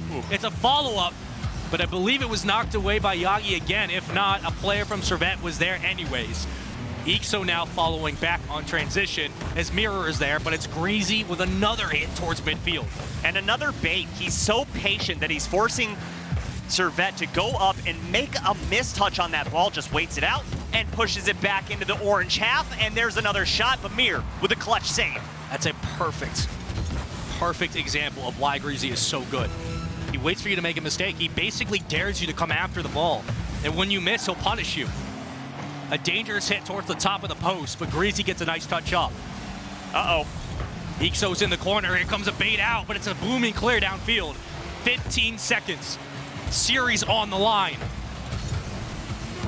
There it is. There it is. It's open. Yagi hits it under, and just like that, the game's all tied up. You got 8 seconds. You tied the game. Weedham Girlz looking to close it out, but not so fast. This kickoff is going to be so crucial. We saw Do they cheat Weedham again? Girlz, they have to cheat. Weedham Girlz has to cheat right here. Well, it's pushed up. Here comes Ixo. Here comes Ixo. Sent back in the midfield. It's going to touch. Great bump there from Mir. Perfect. Overtime. Here we go. Series 2 of the day. Oh, that's an open goal, but Yagi's there, the man of the hour. Pushes it back into the corner of Weedham Girlz. Mir now following. It's a clear towards midfield before an aerial hit will send it back into the corner. Greasy now gets a good touch. It should be Yagi to clear it out. He does. But it's going to be pushed right into Breezy. Ixo with a touch over. It's snapped away. Oh, Yagi wants that one back, but he had no boost to work with. Here's Ixo, gets it by the defender. And Mir, good flick over, but Greasy once again there to punch it back in the zone. This one's dangerous, top of the box, and it squeaks out towards the left side. Well, that stall actually allows Ixo to come over top. He's got no boost. You can see he wanted to dunk it, but he just couldn't. Breezy now has to fall back on transition, but it's Greasy. He's always there. He's always waiting for that last hit to come through. The redirect was perfect. Back to midfield. Breezy now following over. Got no boost, but it does just enough damage. Into the corner. He stalls for now in traffic. Ixo comes over top. Zafair will slow it down, carrying by himself. Oh? Flips it over a player, but it's Greasy and Ixo back. It's going to be very dangerous to try to go by yourself. Zafair somehow making Greasy miss that hit. Now Ixo carries. He gets it set up. Is a teammate there? No. Breezy and Breezy's sitting back on defense. Here we go. Here we go. Making him jump, making him get out of the way, and Mir with the demo on Greasy. Mir with the follow-up coming off the backboard, but there's Ixo. Dangerous carry. We saw that in week 1, where Ixo would push that ball towards the front of the box to try and get a center. Very dangerous here in overtime. Here's another dangerous hit. Breezy does push it away. There's a demo now, 3-2. Here's a carry. It could have been it, but it was just poked away. Ixo now by himself, tries to get the corner snag, but it doesn't go through. Yagi sitting back. Ixo again following up. There's another touch. Yagi pushes it away. Is it a dangerous one, though? No. Zafair falling. Greasy Meister has control for now. Breezy's underneath. Ixo trying to follow suit. Mira now staving out. 2:16 in overtime. Breezy touches it for Ixo. Crossing pattern just didn't connect. Breezy does stop it in traffic. Now carrying. Here comes over the top. It's Ixo, but it's a good hit. A beautiful touch, and now Mira's following up. Oh, there it is. There it is. The demo opens it up, and just like that, Servette Geneva take game 3. When you want to talk about Ixo's ability to create plays like those demos in goal, it's exactly the right way to respond. Servette doing everything right. Coming back in game 3, able to close out in overtime. Taking a little bit of what Weedham Girlz does well and just making it work for them. Oh my goodness. Beautiful. Yagi. While that's up, look at Yagi. 3 goals. 5 saves. 1,000 points. 5 saves. 3 for 5. Getting a hat trick. I mean, the Defense. Shooting accuracy there. Offense. Just, oh, it's so good. Servette able to close it out in overtime. Of course, series now tied up 2-1. I'm not really upset with how Weedham Girlz played it. I mean, they both played it great. It was just Servette played better in the overtime. Now we move into game 4. This is where it gets interesting. How do you ride this momentum? Weedham Girlz still look very, very good. I mean, I didn't see anything wrong with how they played that.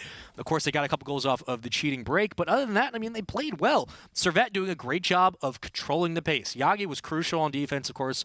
Had 3 goals. He had 5 saves, 5 shots. I mean, the dude was everywhere. They need more of that. They need the rest of the team to kind of break out like he did. It seemed like they were a little timid at first, especially when those first 2 goals went through. Then they slowed it down. They started making sure that even if Greasy Meister comes off for the intercept, keep everything in front of them, and there it'll come out.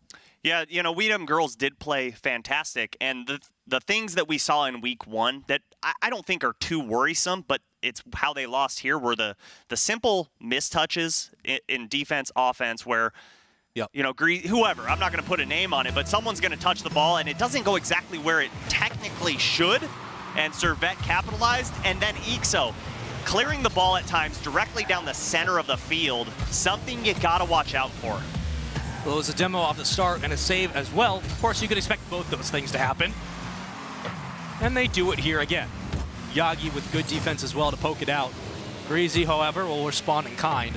He's only got 2 boosts, but it could be just enough as Ixo sits back. Slows the ball at midfield for now. Mirror comes over the top. He knocks it forward. Breezy will knock it back. Back and forth we go.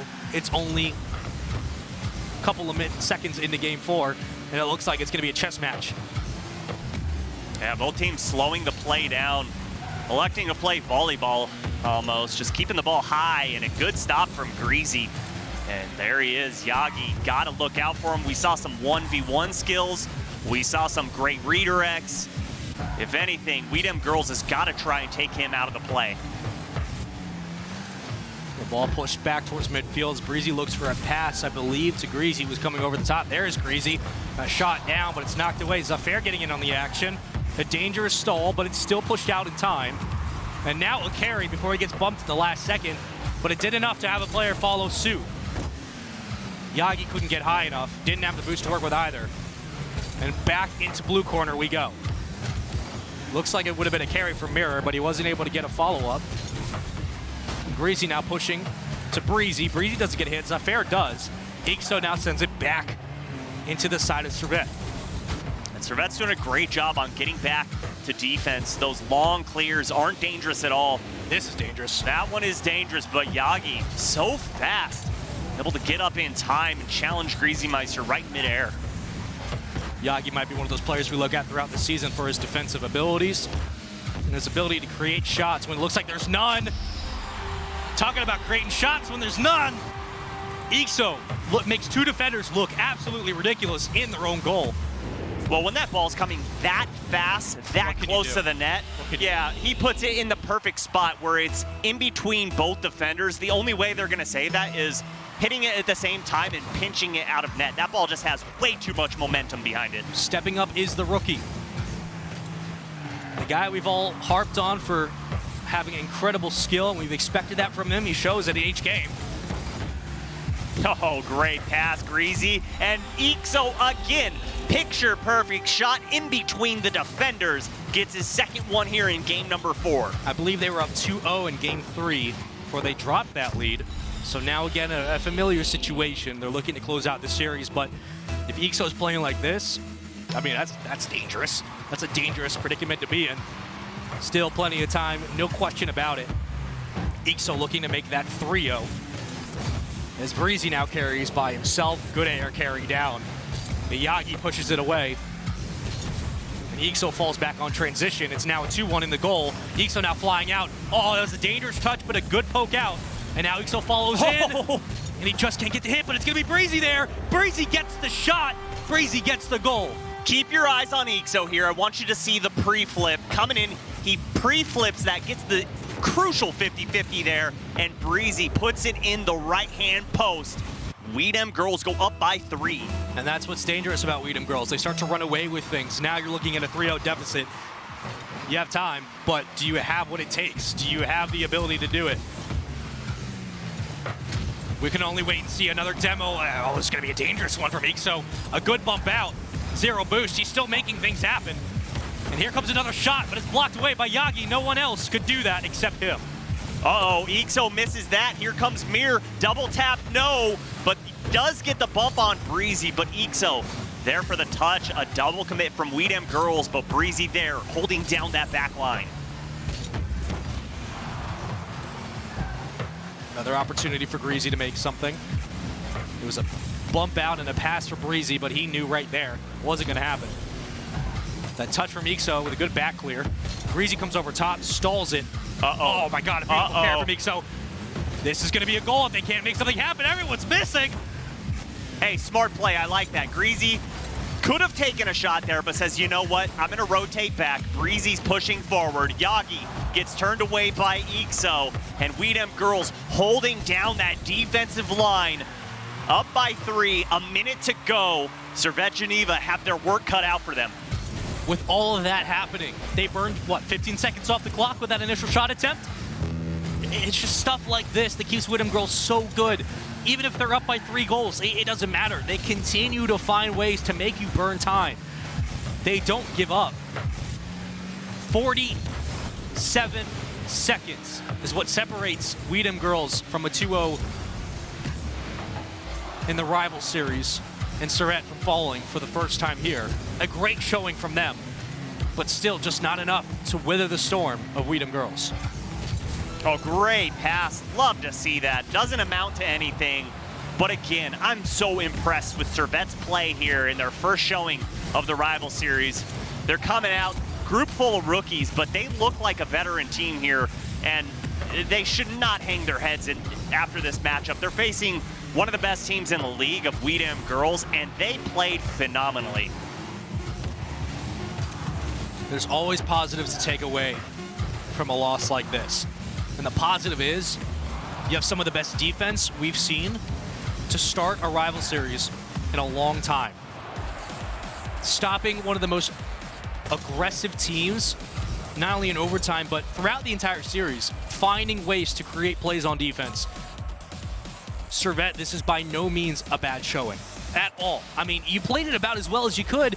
You needed some more aggressive offensive momentum, pressure. I mean, it seemed like a couple of times they had a bit of an awkward carry for a goal, but other than that, I mean, they were basically held back on defense for the majority of this series, and they performed. It's just that Weedham Girlz is a little bit better. This was a great showing from Servette. I mean, hats off to them. That's what I take away from that. That was a great showing from Weedham Girlz and a great showing from Servette Geneva, but Weedham Girlz just look so darn good, don't they? They're so good. They're not only good, but they're just fun to watch. It's just, what are they going to do now? Yeah. Is Ixo going to just carry the ball himself and do some pirouette in the air and just make a highlight reel goal? Or are they going to demo the goalie and have an infield passing play? It's just, what if with this team? And this team, I truly feel like, I mean, obviously off to a great start. Now 2-0. Up 6-3 as far as wins and losses in the series. Right. Good start so far to this season, and I realistically could see this team going undefeated. And the scary thing is that when Ixo isn't even contributing to goals, he's contributing on the pitch. He's contributing other places elsewhere in the game. Momentum, stability, finding ways to mentally drain people you're playing against. It's like a running back going through the hole time and time again. Even if you're not getting a touchdown on every carry, you're just pounding the defense. And after a while, there's only so many ways they can play you. He's a phenomenal player. This is a great team. I am so happy I get to see them perform because this is a team that absolutely could go undefeated. They absolutely could be number 1 and move it into the RLCS. I mean, what better way to see Ixo's career extend? You know, finally being able to play in Rivals for the first time on a big stage. And he performs like this, and now he can move up and do even greater things. I mean, this is a team to look out for. If anyone has to play them, prayers, and also do your homework because you're going to need to watch that VOD. I think that's the biggest thing to come out of this is if you're playing a team like Weedham Girlz, you can't just go in and treat it like any other Rocket League match. You can't just say, it's like ranked. We're just going to go in and we're just going to throw the cards up in the air and just see how they fall. No, you need to have a strict game plan. Okay, what are we doing in game 1? What's the first 30 seconds going to look like? Yep. Visualize it and make it happen on the field. And then you need to plan out, like, what's going to happen if we go down in the series? What's going to happen if we go down in a game? Because we saw what Greasy was doing. Greasy played so smart. He was daring players to challenge him. Yep. Say, hey, I dare you to try and shoot on me. Let's see what you're going to bring out. And just gave them space, and they turned the ball over. Yeah. So you have to prep for that. You have to do something. But with that being said, I'm excited to see Servette play more because this team full of rookies played their hearts out and gave Weedham Girlz so good. So good. Yeah, it's so good. But yeah, no, I 1,000% agree. And when you're playing Weedham Girlz, you have to play basically, what happens if Ixo doesn't show up? How do we play this? Okay. What happens when he does start showing up? How do we play this? That's basically the 2 ways you should be playing them. The problem is that they'll find a way to beat you. They find a way to do it. But Servette, again, don't keep your heads down. For a new team coming in with 1 original member, the fact that they, lost in the qualifiers last season, There's a reason we called them the dark horse. There's a reason people said, look at this team. They took down the number 2 seed in the play-ins. They come in here, even though they lost to Solary, it doesn't matter. They come in, they play phenomenal defense, just a little bit lackluster, again, on offense, clearly, but I'm just impressed with what I saw from them, and I would love to see this team, as they've had time to flesh out, play Weedham Girlz again later in the season. That's going to be really, really good. If only. That would be amazing to see, and maybe we'll see something like that as far as a promotion tournament goes, but I don't expect to see Weedham Girlz there. I really don't. And I don't mean that they're not going to make it in. I mean that I expect to see them auto-qualify and go straight into the RLCS. That's honestly what it seems like. If they keep playing like this, it's not going to surprise me at all. No. I agree. It's going to be very difficult for them. It's nasty. Well, man, it's been a good showing so far from the European scene, and we have 2 more series coming up. I can't wait to see what we're actually going to be able to unfold. But, guys, when we come back, we're going to have new faces on this side, but we're going to break down the matches real quick for you guys. And when we do, we'll talk about all that's happened and all that's to come for today. Don't go anywhere. We'll be right back.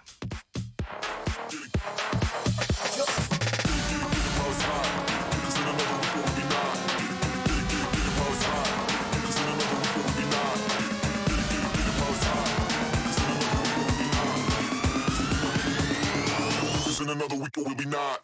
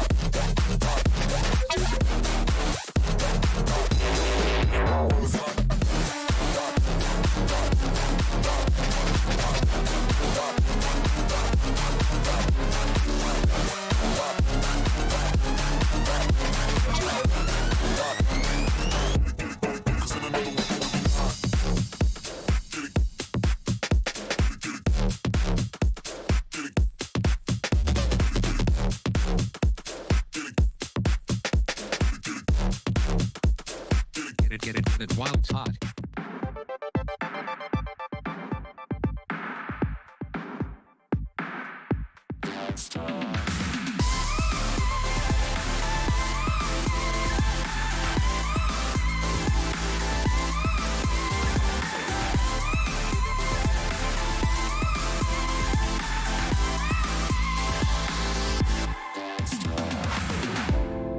You said you're cool and that it's alright.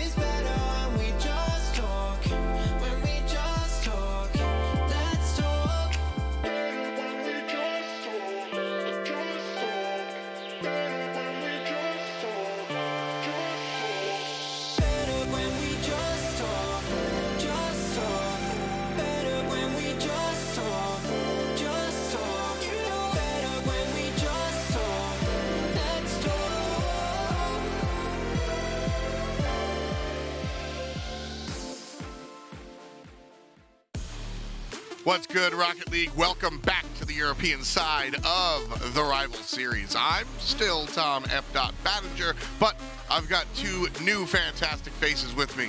Joining me this time around is the mustachioed Supersonic, and of course, Stacks. Wow, so he gets a title, and I just get, I'm just the guy who's been here forever. You are, of course. Yeah, the elder statesman. I can't even say elder statesman, because Subi's got a leg up on me there. The ubiquitous Stacks. There we go. Either way, we've got a fantastic show for you today. Halfway through, real quick, what's your reflections on how the first half of the day went? We them girls are really, really good. Like, I know there was a lot of hype around EXO finally getting into the league, and the question marks. Okay, how is Greasy going to bounce back after last season with complexity? Boy, I didn't expect them to look this good, and they look like a prime contender. All three of them look great. Breezy as well. Breezy was in there. He had a couple really, really just well-placed shots, controlling his flips to really get the ball where he wanted it, delaying that, opening up some opportunities for him, getting the ball around defenders in the net.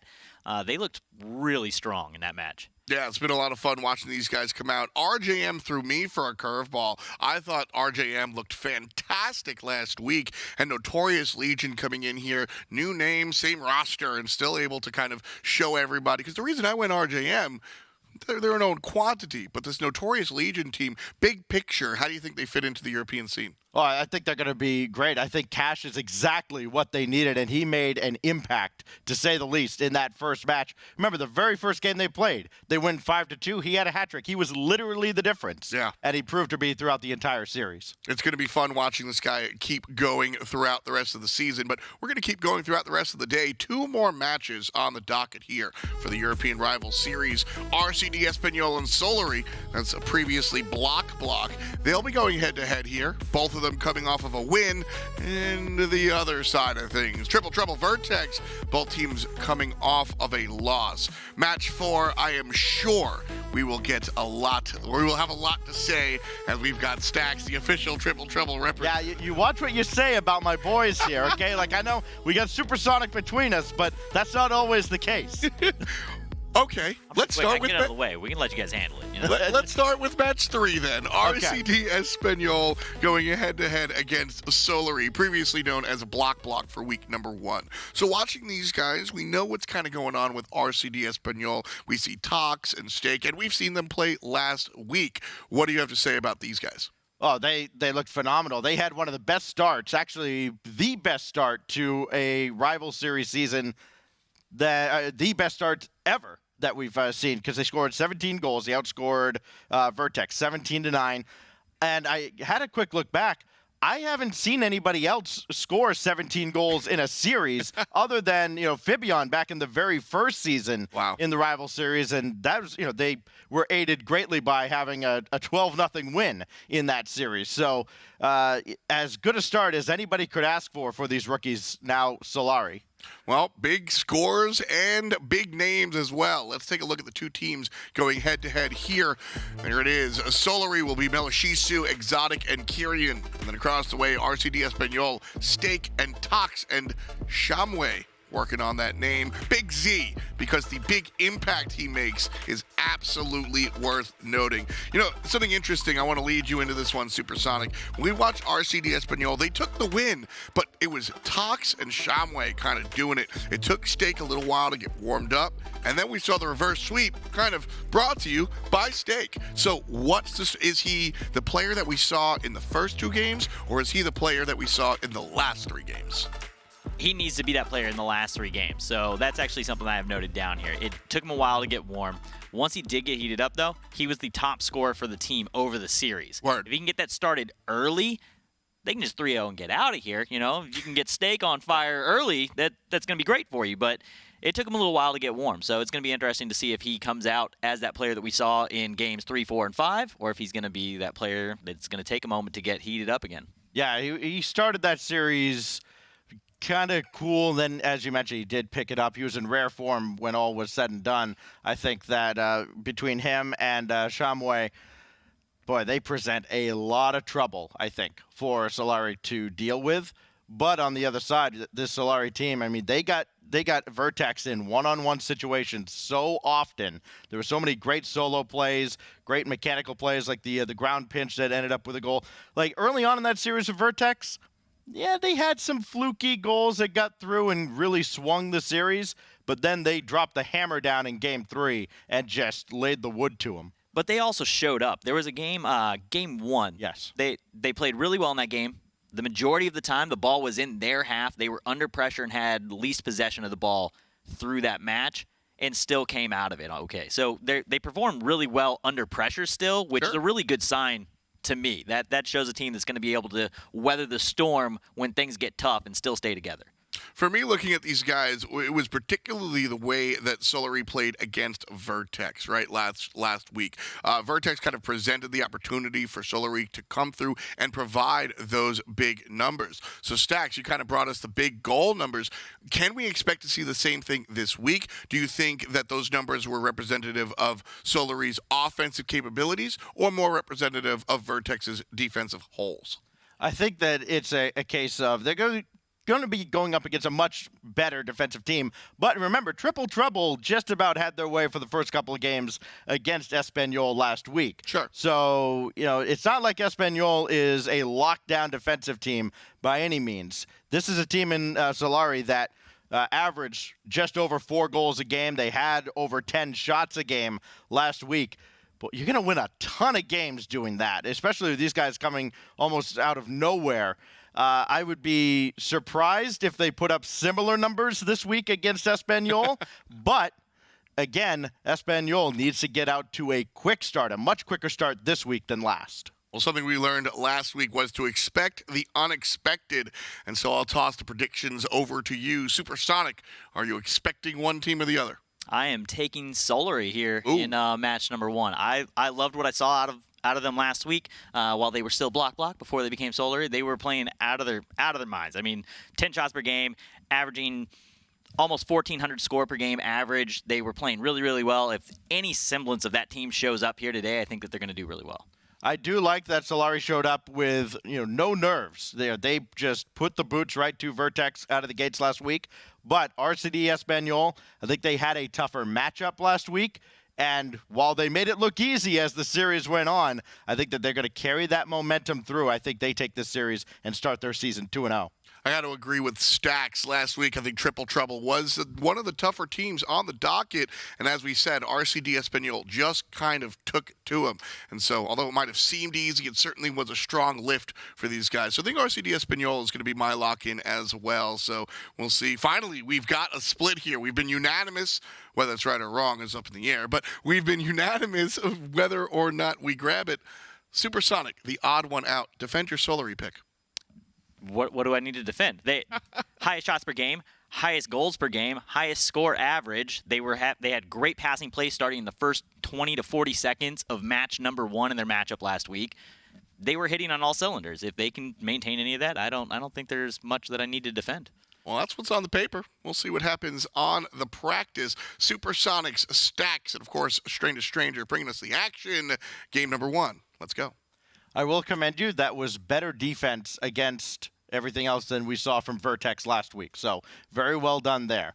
But this Solary team, again, doesn't matter who they played. They did put up those numbers, outscoring them 17-9, as explosive a start as we've ever seen in now 6 seasons of the rival series.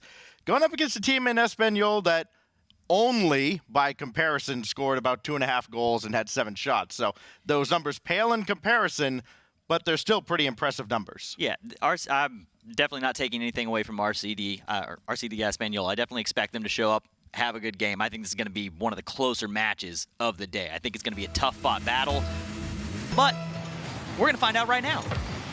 Yeah, the time for talk is over. Now we play the games. Carrion taking this one in. It'll be followed up by Melo Shisu, and he'll score 8 seconds in, and that pick is looking pretty good, partner. I'm feeling great. I'm feeling good.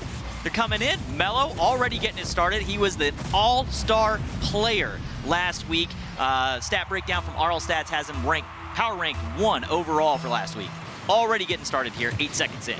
And this was kind of their calling card last week. They scored early and often against Vertex, put them in a hole. in the opening minute of a couple of games. Shamway now trying to keep possession in midfield, but it will be brought back down. Carrion shot sent away by Tox, and that kicked out further than Shamway expected. Now back downfield it goes, and Meloshisu will send it right back downfield. And he's got options down there. Exotic shadowing Tox, and Tox does well to get by him. Yeah, great play there from Tox. Heads up play, sees two, able to get it around two. Unfortunately, nobody there to back him up to take that last shot around the last defender. Now Shamway, he is falling hopelessly to the ground. Just no boost to work with, still not going to find any. So Steak will throw this downfield. He's going to use all of his boost, and he'll have a tough time getting to that ball on the side. He does so, and now Tox over top, and it goes in off the post. Carrion opened the way for that play to happen, making a challenge. Or actually, I think it was Exotic. Sorry, Exotic came in, made a bad challenge. Nobody else was back to defend. Open net, everybody's trying to scramble to get there in time. Tox with good placement, right off the post and in. Talk about never giving up on a play. A lot of players would be like, well, I have no boost. I can't go get this. He never gave up, got one touch that threw that off the side. The defense wasn't expecting the bounce. And here we are, all knotted up. One apiece in game one. Zamway looking for more. Tox coming on, and he will get that ball to stay put, but now Meloshisu takes over. Here comes Solary again. And a loose ball off the corner. Exotic's gonna be first onto it. Nobody went, and Zamway lucky that he guessed right. Now it's gonna be brought across by Meloshisu. Blocked by Exotic. Can he center this ball? He certainly can, but Tox is there to make sure there's no pass. Looking for some passing plays there. Fortunately, Solary not going to be able to get a good enough touch to set anything up, but I love that they're going for them, and they're going for them often. They're one of the teams that we're seeing go for these pass play attempts more often than we're seeing the other teams go for them. Karen with a drive right down the middle, and a good job by the defense of Espanyol, throwing that off to the corner. You saw earlier with Servette, a lot of those balls were just cleared right in front of the net, and they were punished severely by Weedham Girlz. Meloshisu lets this go by, and Karen will also drop that to the corner, but he doesn't have a teammate over there, so he'll have to play again from the back wall. Needed to get one more touch. He could not. Meloshisu could, but Steak will throw that off to the side, and we again continue on with this stalemate past halftime. Yeah, start of the game, we saw people getting ball around defenders, a little bit more control in their touches. Now we're starting to see these kind of booming passes to the mid and banging balls for the goal, not really making anything out of it. Like to see possibly a little bit more control, a little bit, you know, get the passing play down in the offensive half rather than trying to just boom them through the mid. Shamway will bring this. He's got his eye on a wall pinch, but that's intercepted, and it leads to a shot from Exotic. Carrion will try to keep this in the zone. He does have a flick to use, but it will be cleared away by the defense of Espanyol yet again. Shamway and Exotic will battle, but that ball well played over to Kieran. Now Meloshisu has to wait as Tox is up there first.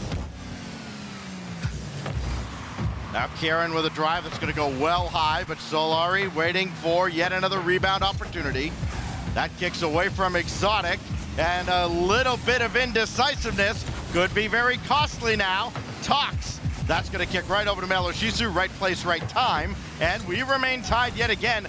Neither side has had many quality opportunities since Espanyol tied it earlier. Now Steak has that ball go to the corner. Exotic, good challenge. This is on target, and just like last week, it's a goal that comes from out of nowhere for Solary. They seem to have it happen a lot. Exotic with a little off that challenge, gets the pinch, rockets that ball down the field. 1 minute left, still a lot of time on the clock. Neither team out of this. RCD Espanyol, though, gonna need to make something happen here in this final minute. Shamway trying to get over Exotic. That's not really cleared, but a good follow-up is going to lead to a goal by Carrion. And just like that, it's a 2-goal game. I think they've seen more goals out of them than any other team, where the ball is just flying across the ground there. What did you call them last week? Worm burners. They are the kings of worm burners here on Solary.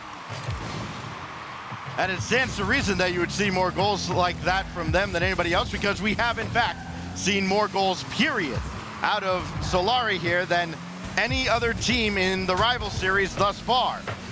Stake going up top. Exotic got a piece. Tox was ready for it.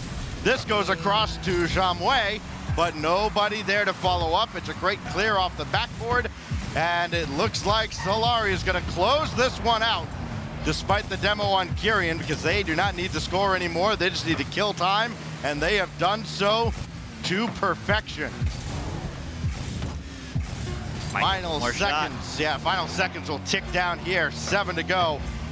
And it will be all over in game 1. So chance to reset for RCD Espanyol as they drop game 1 to Solary. They looked outstanding in week 1. You picked them here, and it's starting to look pretty good for you, Mr. Supersonic. Yes, Solary came out. They're playing just like we expect, or at least how I expected them to after week 1. They're getting plays going early. They're getting passing plays. They're possessing the, making good plays out of the possession. They're not just banging the ball down the field. They're finding openings, and they're doing it enough that the defense of Espanyol is starting to create openings, and we're seeing those ground pinches come in and just rocket across the field into open nets. Stake struggled in that game as well, as again, you mentioned you kind of got off to a slow start last week, picked it up as the series went on. You may not get that opportunity against the Solary team, because if they play like this, the way they did last week as well, it could be a very, very short series for Espanyol. Solary played consistent all the way through their series last week. Even in game 2, I think was their closest one, and it was a 4-5 loss where they kind of got into a shootout. That might be the style of play that you're going to need to put up against Solary to take them down. You may just need to get into a shootout and get a little bit more aggressive on offense. I don't know, though, because Espanyol's defensive side is where we're seeing the breakdown right now. But they're not getting offense either, so it's kind of a push and pull situation. I don't know which way they should go on it. The average shots last week, we touched on it very briefly, over 10 for Solary, just 7 by comparison for Espanyol. In game 1 there, the shot breakdown, 8-3 in favor of Solary. Just again, proving that they can dominate on both ends of the pitch and limit opportunities, because they didn't allow many scoring opportunities by Vertex last week. They certainly didn't allow many from Espanyol in game 1. Game 2 could be a different story as we kick things off yet again. Tox trying to score early for Espanyol the way that Solary has scored very early so far this season. Shamway waiting for Meloshisu to make a bad play. He did not make a bad play at all. Instead, Exotic will follow it up. And again, Solary just seems like they're moving a little bit quicker to the ball as well. You're seeing Espanyol stationary at times. Popped up by Carrion, and he got in the way of Exotic. A rare mistake, a rare breakdown in teamwork from Solary, and it could provide Espanyol with an opportunity. It's sent away easily by Exotic, and you have to feel like Espanyol is going to have to work a lot harder to get scoring chances. Well, they're going to break this defense. We just saw right there the other two players, not Zamwe, but the other two were both up for that ball. So we had another double commit issue there in the mid. They need to clean that up. The breakdown on the defensive side is really what was losing that match for them in game 1. Around the boards and back out, but a great centering pass from Meloshisu, and he put it just a little bit high and wide. This is in Shamway's wheelhouse, but he can't follow the play up. He didn't have any boost. Tox has plenty, but he burned about 40 of it just trying to make a challenge and barely got a piece of the ball. Tox will leave for Shamway. Nobody on the weak side, and Exotic will clear yet again. The ideas seem to be there for Espanyol. They are trying to get a little more creative, play up near the ceiling, but it hasn't resulted in a goal just yet for them. They have also switched over to a little bit stronger defense. They're not quite as aggressive into the opponent's half. They have that third man back a lot, where before they were really sitting mid a lot. Stake with Shamway behind him. Shamway or somebody's got to branch off eventually. Instead, he will center here. Shot's going to be high. Meloshisu got a piece. So too did Exotic, but they did not clear the zone. Karen will try instead. Exotic has no boost to go up for this ball, though, so that does not work out. And now RCD Espanyol is looking to take the lead. They do not yet, as they continue to look for their first lead in the series. Maybe Stake can provide it. One-on-one through the air. He's over one and blocked by Carrion. That was a close one there. Woo, another close one as Exotic gets the save and another save. Ooh, the offensive pressure coming out of Espanyol right now is really high. Unfortunately, they haven't been able to break down the defense of Solary just yet. As I say that, though, Stake coming in. We were talking about it. Stake needing to get warm. Finally getting involved here in match number 2 with the first goal. 2 minutes left on the clock. That is exactly what Espanyol needed and precisely what they deserved. They had pressure among pressure. Finally, the defense of Solary cracks, and they've got to hold on now for 2 minutes. Would love to add just a little bit of cushion to this lead. Off the corner it goes, race up to the air. It is won by Solary initially. Now Kieran got a demo coming on as Exotic tried to run interference. Did not work out, but they do still have possession. Double tap, oh, just off the mark. And now it is Tox, challenged by Kieran. Now we're seeing what Espanyol did just a moment ago, getting quality scoring chances. Eventually something's got to give, but not quite yet, as Shamway clears, and Stake does get in the way of that shot as well. Yeah, switching back and forth, both teams going really aggressive in the offensive half. Solary not able to make anything of it yet. If they can get that pressure going, though, eventually that defense will break down. They need to stay in just a little bit longer. A couple more boost steals there, and I think they would have broken them down.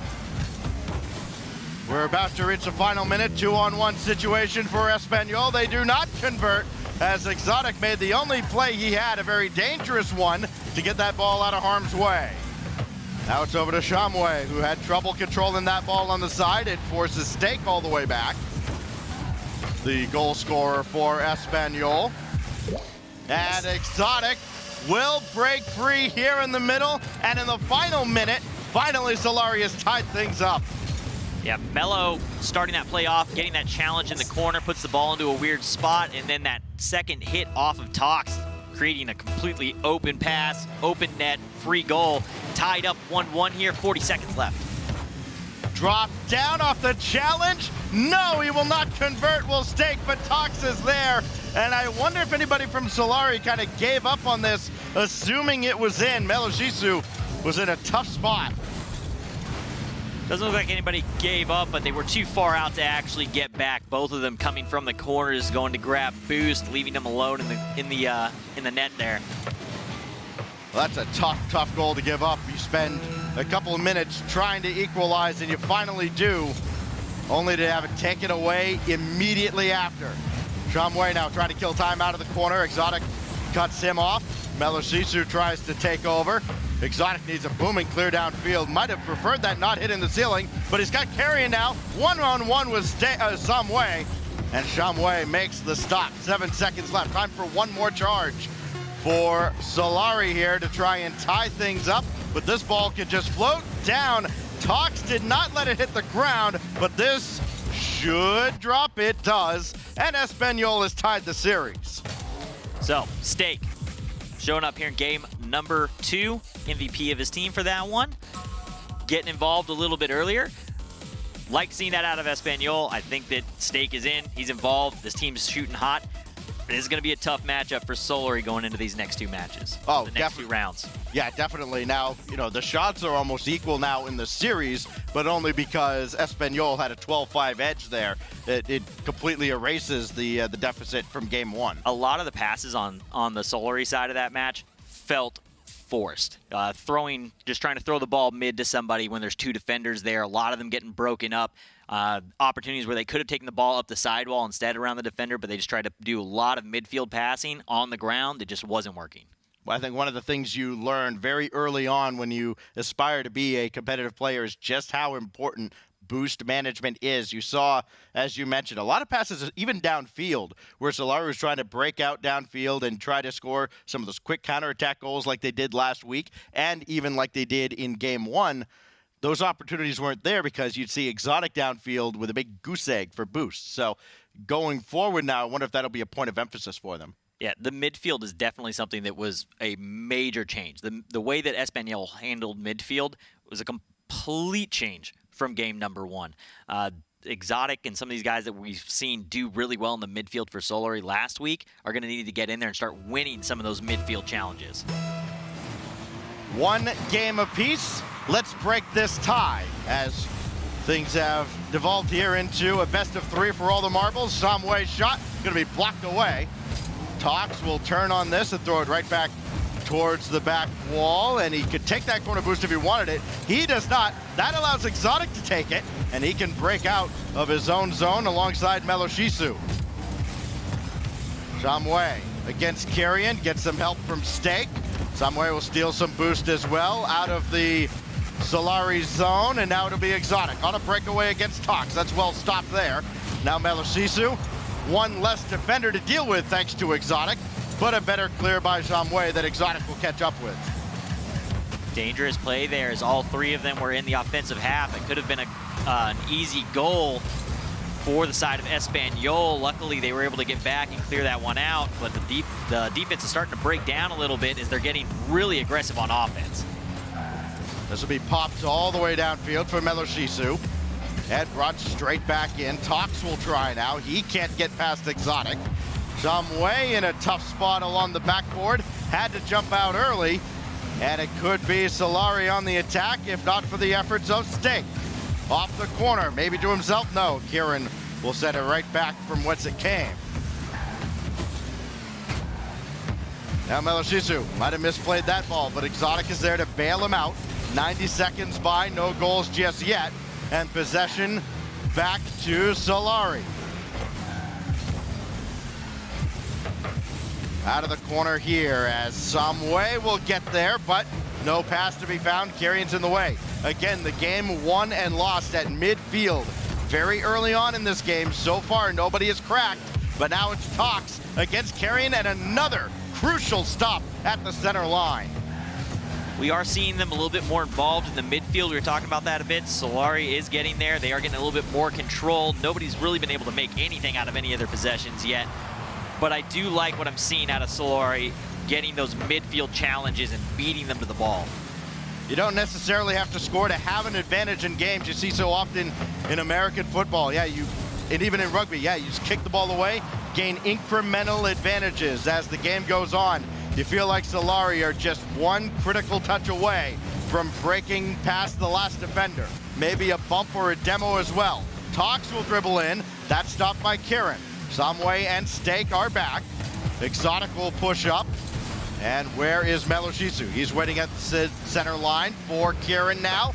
And he just can't get the ball to him because the defense on both sides not letting the ball get too close to their own net at all. No, they're starting to both stay in a defensive stance here. Neither one of them now pushing 3 at all. Typically, there's 1 or 2 guys back. We're not seeing that all-out offensive push. There's a big shot from Kieran and another challenge. Gets the ball towards the net. And all of a sudden, some sparks of offense. Big drive downfield the other way that Meloshisu is there for. He will not be there for this play. He's taken out by Samway. But now he'll be back in the play, waiting on the far side for this ball to come in. May have to stop Tox, and he does. Samway's shot set away as well. Stake will keep it in the zone. So for everything Solary was doing in the first half of Game 3, now they're getting it right back tenfold from RCD Espanyol. This has popped up. Bad first touch, and punished by Tox and Samway. Bit of a double commit here from Kieran and Mello off that wall, both going for the same ball. Ends up with no third man back, and Kieran trying to rotate and come off the sidewall. Just all kinds of awkward there. Not able to get to the ball, and it opens up a hole. RCD Espanyol gonna punch a hole through it. Remember, kids, the first touch is the most important one, and that one got away from a defender. And as a result, 1-0 to Espanyol. Exotic trying to center for Kieran. Can't find him, so Exotic's going to rotate out. He thought about turning back in, but Meloshisu has him covered. Now Exotic will try to center again. That shot's going to be off the mark, and popped downfield by Tox. Off to the corner. Could have taken a shot there, could Stake. Goes back downfield. Kieran. Meloshisu waiting. Exotic. His shot's going to be blocked away off to the corner yet again. That's been the MO for RCD Espanyol. Keep the ball out of the center. It has worked brilliantly in Game 3. Now Kieran, ceiling. Nobody to follow this play up at all. They have got to get on the same page. Kieran tried to get a piece of Shamway in net. It did not work out. It'll be all hands on deck defensively for Espanyol, looking to take a 2-1 series lead. Unless Kieran can go the distance of the field, he cannot, and Espanyol is up 2-1. One of the things I noticed this week versus last week, Meloshisu last week was that player. Solo plays, getting the ball around two defenders, getting the pass out or getting the shot in, and I'm not seeing him do a lot of control attempts with the ball this week. That might be one of the keys that's breaking down on the Solary side. He's not getting those opportunities to dribble the ball around defenders or flick past them, and RCD Espanyol is just keeping up the pressure. And they're doing this without Stake playing a huge role. He does have a goal and a couple of assists here. Shamway has actually been the one who has struggled mightily in this series, but Tox has been what he was not in week 1, which is a force to be reckoned with. He just kind of seemed to be there last week. He had a couple of goals to his credit, played some very good defense. Now he's making his presence felt, and Solary doesn't seem to have an answer for him. Solary doesn't seem to have an answer for that midfield still. I really think that that's where they're losing the battle. They're not getting any good touches out of mid to set up some of these softer control plays that open the door for guys like Melo to go in and make a play. Those are where they're losing ground. They need to be able to get some of those plays in. If you can't get control over the ball and get it around and break the defense, one or two guys, and set up an opportunity, you're not going to get the shot in on Espanyol. It's a very different game from what it was even a year ago. You've got to have your head on a swivel, and Espanyol have. We have seen Solary has gone for those big physical plays. They've tried to take out defenders in net, and Shamway or Stake, whoever it is, they have jumped out of the way and kept their focus too. They haven't panicked on their recovery. They get out of the way, see ball, see threat, clear it away. It's been like clockwork so far for Espanyol, but they still have one more game to win here at Utopia Coliseum. Exotic had to make an adjustment, could not get by the initial defender. That is dangerously awful for Solary, but it works out as they do at least make one stop. But they are in danger of being under a lot of pressure, though that touch was not good at all. And right now it has turned into a clown show on both halves of the field. Finally, at least settling down seems to be Espanyol, but both teams, they're lucky they did not give up a goal there. Carrying with a possible pass. That one's going to get broken up, though. Defended well. Solary can't get anything going here. Just so many booming shots off the back wall. Long passes, long clears. Nothing where there's any kind of control. I keep saying it time and time again, but they've got to get possession. Again, another booming shot down off target, easily picked up by Tox. It looks like, for the most part, communication seems to be on point. The ideas are there. You can tell that, we're trying to get the ball to the center, clear out to the corners. Fundamentally, they're fine. Execution is not quite there, and that leads to an opportunity for Espanyol. Tox now trying to get to the ceiling, and he did, but could not get a piece of that challenge coming back. They've been pretty solid. They've had a couple double commit issues. They got punished on one in last match, and we saw the double commit right at the start of this match also. So comms are looking good the majority of the time, but there are these high pressure situations where you are seeing a communication breakdown, but they're recovering well out of that. They get right back into the thick of it. Popped away by Stake, but that's going to go right to Kieran. His shot, a rare opportunity for Solary on target, but cleared away. This will bank down again in front. Meloshisu denied at point-blank range, and another save for Stake. That'll inflate the shot totals, but really only one of those had a good chance of going in, and that one misses from Exotic. A golden opportunity on a silver platter, but a bronze finish has us still scoreless at halftime. You have to make those shots here at this level when it's that open. Ton of open space in that net that he should have hit. Defense gonna break down here. Talk's gonna knock one into the back of the net. Double commit there in mid again, leaving one person in the back who's in the corner. Not gonna be able to get back to get on defense to block that ball. Bit of a breakdown there. You call those can't miss opportunities on the other side for Solary. You cannot miss those and expect to be successful. And boy, did it rear its ugly head in that occasion. So they don't score on one end, almost immediately give up a goal the other way. And Espanyol 2 minutes away from a 2-0 start to the season. Winning the midfield battle again, Espanyol, and they get a demo there. Almost opened up an opportunity, and Zamwe with a nice touch out to Stake. Nothing gonna come of it though. They do seem like they're playing with a little bit more energy now. The momentum clearly on the side of Espanyol. Talks gonna throw that one high and wide. But this will fall to Stake. A big drive is gonna go wide as well. He was trying to time it up and get maximum velocity behind the shot, but he could not.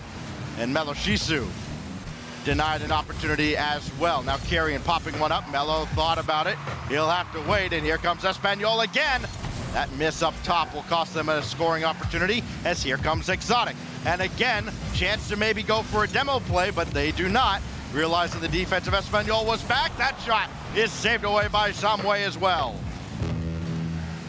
Espanyol is doing a great job of cutting off these passing lanes and being there to challenge and greet every pass that comes across the midfield.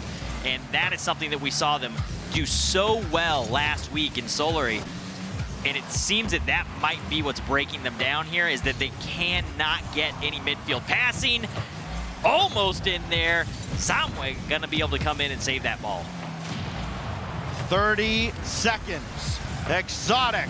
That's going to be high. Follow up from himself will go through, and Solary is not quite done yet. Nice demo. Tox comes out. He's going to be wide of it, and that's going to open up an easy double tap there. Exotic able to send that one home. The open net's a little bit harder for him, but double taps all day. They are not going to put up 17 goals in this series thanks to the defense of Espanyol, but they have put up just enough to keep themselves alive. Down a game in game 4, facing overtime perhaps, unless Melo Shisu's got something in his bag of tricks. He does not, but there is still time. 5 seconds, Exotic just banking one almost out of desperation out front. Now watch out the other way. Melo Shisu is not cleared this to the ground. Now it looks like we're gonna head to overtime, though that did pop up, and wisely Solary lets it go. So golden goal for Espanyol could make them 2-0. Exotic trying to prolong this and go to game 5. Melo Shisu cannot get around a defender, so will be bounced back out. That's going to be high. Side flip in the net, and it's Melo Shisu to the rescue. Melo coming in as the third man from the back line out of the corner to get that ball and keep them alive here. Need to see him get a little bit more involved on offense. Exotic, no ground pinch goal this time like he had last week, but Carrion now has given away possession, so Exotic had to range back and get across. That's a good ball from Exotic. It can spring Melo Shisu, who's got plenty of boost, might have been playing possum a little bit. Nobody took the bait, and that's a great challenge by Zamwe, even if he just fell into it. Around the corner, did not keep possession, but now Tox is waiting, and Melo Shisu does get the clear away. Rolled on and saved away by Stake that time. Loose in front again. Carrion forces game 5. Great shot from Carrion here. Ball's gonna come across off Melo, straight into him, and able to just sneak it in. Perfect placement in that upper 90. And we got game 5. We do indeed. A game that we thought more than any other matchup today just about looked like a coin flip, and it is going to come down to the 5th and final game. And the shots as you would expect, but there is one glaring hole there on the Espanyol side. Chamoué played a lot of defense, but was not allowed to move forward very much. Yeah, and they have been. They've been much more defensive since game number 1 of the series.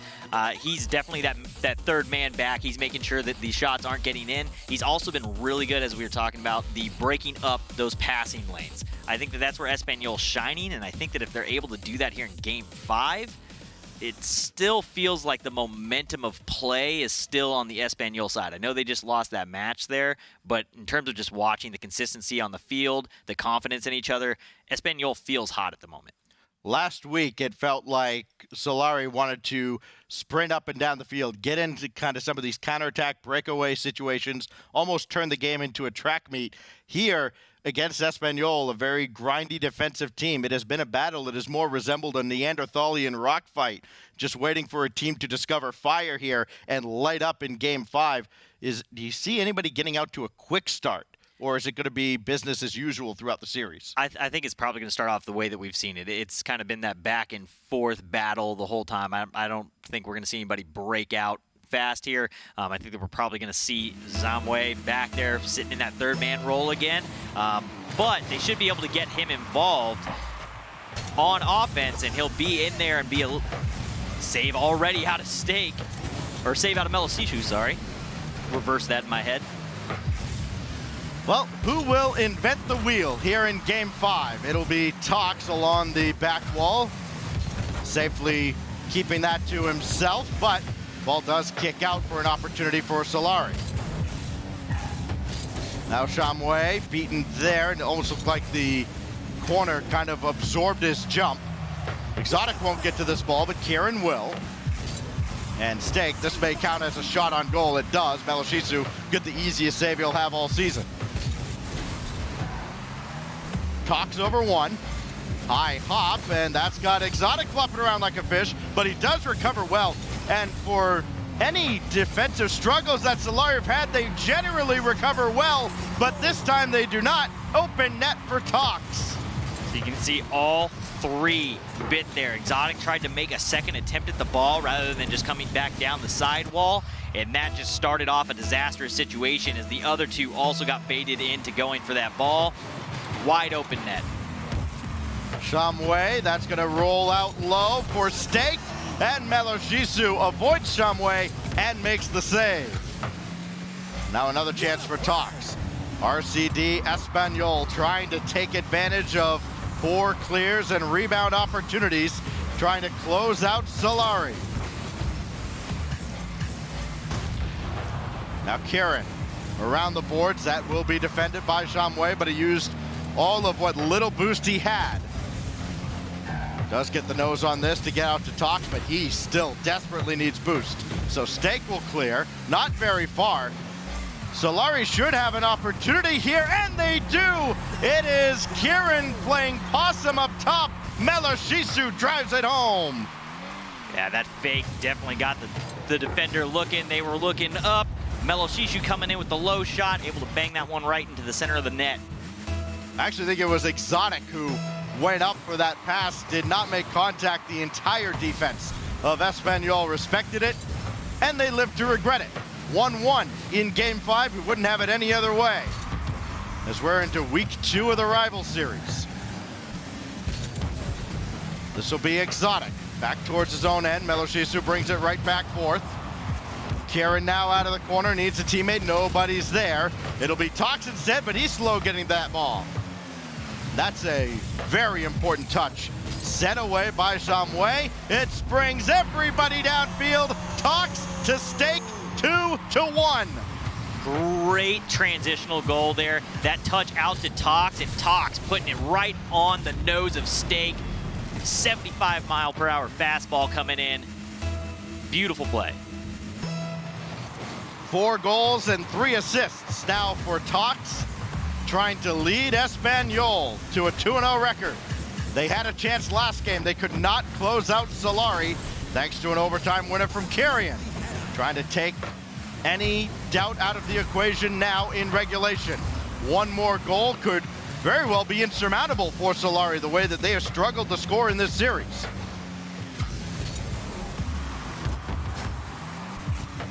Popped up, and everybody will reset. It will be Espanyol to initially play this in, but the first real possession will go to Solary.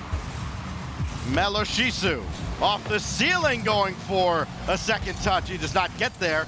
Stake has given that one away. Exotic would like to have that one back as he missed it just high, and Carrion is there to stop it on the other side. He does pay the price though, eats a demo for his efforts, and Exotic will recover with a full tank. RCD Espanyol has figured out the formula here, which is that defensive play. Get a guy set up in mid, though, and make quick transitional goals. Meloshisu, though, finally gets the opportunity that we were talking about earlier. When he gets these one-on-one situations and can control the ball, he makes people look foolish and able to put that one around Stake, tie it up here 2-2 with 1:43 left in Game 5. At this level, when somebody gets that close to the goal in a one-on-one, you're in no man's land, and you just have to guess at that point. And the attacker holds all the cards. 90 seconds and a little bit of change remain in Game 5, at least in regulation.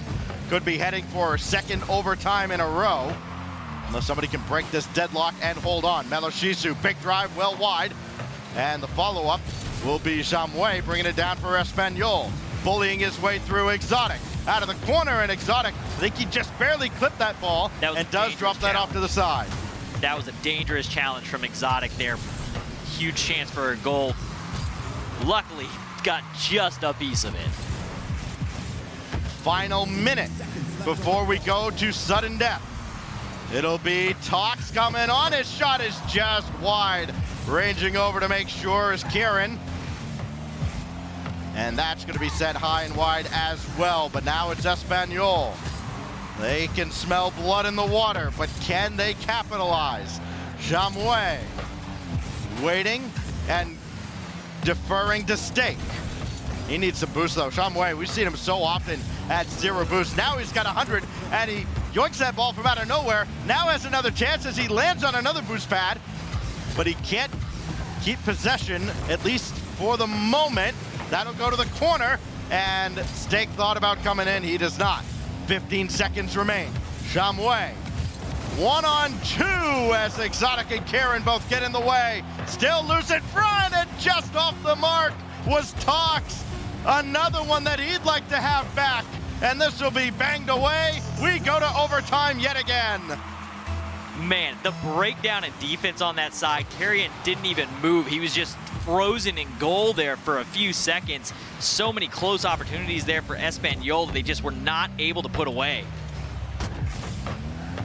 Blocked by the former member of Block, now Solary. It'll be very dangerously played towards their own goal. And then cleared back to midfield, but right there is Tox. So that's got to be a pass. And maybe just mental fatigue setting in. I mean, you play in a series like this, where every game has been so evenly contested. Exhaustion is a factor, and Meloshisu barely gets back. And he gets to that ball as well. Proverbially standing on his head to keep this game tied. And now to fortuitously go over to Stake, and he'll bank one in. Now looking for Shamwe, but not a good center ball. Now he's got Tox and Shamwe combined to pinch that just barely off the mark. Solary scored a few of those goals last week. Not this time. They just cannot get a clear going. Finally, as we say that, Melo gonna try and clear one up, but Exotic is gonna get taken out, demoed. Ball's gonna go back into the possession of Espanyol here, and they just can't. They've had 0 possession here since the overtime has started. They've been stuck in their half under the pressure of Espanyol's offense. Tox just inches away from finishing it there, going for a double tap, and now at midfield, it'll be Kieran. He does get a second touch along the side. Tox will take his time. Espanyol has slowed things down a little on the defensive end. Whereas Solary, they have tried to continue breaking out. They have tried to get a booming clear downfield, but now it's Tox making sure to steal that boost out from away from Kyrian. Now Shamway around the corner. Look at his center. He's got a teammate down there, but instead it will be Stake all the way back. Now coming on Shamway, and that ball cleared yet again. Another drive saved there. Follow up. No, that's going to be cleared as well. Again, they have been oh so very close, but close only counts in horseshoes. Now Kieran, downfield. This is on target. Sometimes you throw the ball at the net, hope something good happens. Maybe you get a lazy clear and a good rebound opportunity. That's what they're banking on at this point. Exotic trying to run interference. He could not, nor could he get the ball out to center. That's a good touch to bounce the ball over Kyrian. Now Exotic challenged in the air yet again, and Espanyol has fended off yet another salvo from Solary. Seen a little bit more life out of Solary here on the offensive half. They need to get this going, get a little bit more confidence, get it flowing. But it's a good sign as they are starting to get some passes going. Up high, down hard, and saved away yet again. Maloshisu. Good grief, he's gonna need a massage after this. He is carrying them with his defensive effort. Back it goes, Maloshisu now trying to get it done on the offensive end, but that was gonna be off the mark. Saved away anyways by Tox. This is the kind of game, individual game, that we're gonna look back at near the end of the season when you think about tiebreakers and who's gonna get the first spot as opposed to second or third, or maybe third versus fourth. Who's gonna get the opportunity to go up to the RLCS or play for that chance, as opposed to who might just have to be content with having a spot reserved next season in the rival series. You only get one shot at every team. Solary and Espanyol trying to make the most of this chance encounter. Center ball, Tox, floater, and a bump at the net. Still does not yield a goal, and that's going to be cleared by Kieran as well. Clever touch to pass the ball away, and a shot right down Main Street, defended well. Back and forth they go. It's like Fury and Wilder a day early. Exotic now. Taken away by Stake. This will drop down towards the target and is set away again. The midfield battles are still just going the way of Espanyol. The possession time, that's the stat that I'm going to be really interested in seeing over this series. Espanyol has had so much ball possession through these last two matches. Yeah, time of possession, yes. Shamway, drop down for Tox. Oh, he's missed it off the post. Can he finish? Yes, he does. You don't often get a second chance, but Tox does, and he strikes true. Espanyol takes it in 5. Got the second and third attempt there as it came off that corner. Tox able to pick it up, turn it in, throw that one in the net, and they are going to take this one down, leaving me 0-1 on my predictions for the week. Well, that's fine. You know, you can't win them all like me all the time, but look at the number. I mean, that is just a ridiculous number. Stake 10 shots and only 1 goal to show for it. That's got to be incredibly frustrating, but more importantly, 3-2 in game 5, 3-2 in the series as RCD Espanyol 2-0 on the season. Solary drops to 1-1, but you say, you know, they lost that series because you have to have a winner, you have to have a loser. But boy, I could watch them play 100 times. I could watch them play all day. It was great play out of them. The defensive half, just unfortunately, they could not get that offense going. Their offense is really what just destroyed last week for them. They did such a great job with it. They couldn't get it going. They were getting cut off in the midfield. The passes were getting cut down. Just not able to get anything started, and there was a lot of times where they were just stuck. 3 guys on their own goal line just trying to stay alive under the 50 million shots coming out of Stake. You get stuck in your half, and they just could not break out. The possession time, I'm still really interested to see what that looks like. Yeah. +8 the goal differential for what was block last week. Now Solary, this time they only scored 8 goals. And again, you credit the incredible defense of Espanyol and the incredible defense of Solary as well. As we mentioned, they Melo Shisu, especially in that last game alone, had enough saves for a whole season's worth of play. I mean, he was just all over the place, blocking everything, sometimes 2 or 3 stops at once. And you almost have to feel bad for a team that loses a series like that because, again, you only get one shot at all these teams. It was a really, really tough series to watch and see the way that it ended up going down. And I think one of the main things that ended up doing that, and I want to commend them on it, is Espanyol switched over to a very quick transitional offense. They were going from defense to the defensive play to the sidewall, back down into mid, and that's where they were making their goals. So they switched over. Let's go full D. We're always going to have a third man back. That's going to break up those offensive plays from them. They had a great game plan, and as soon as they put it into play, it shut them down.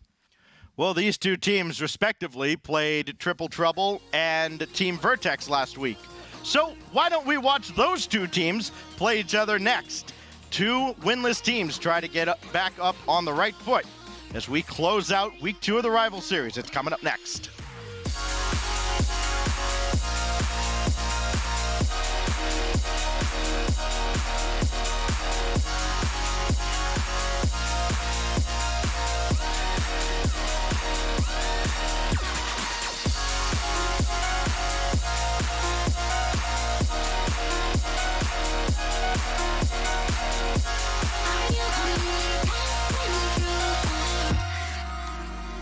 Incoming message.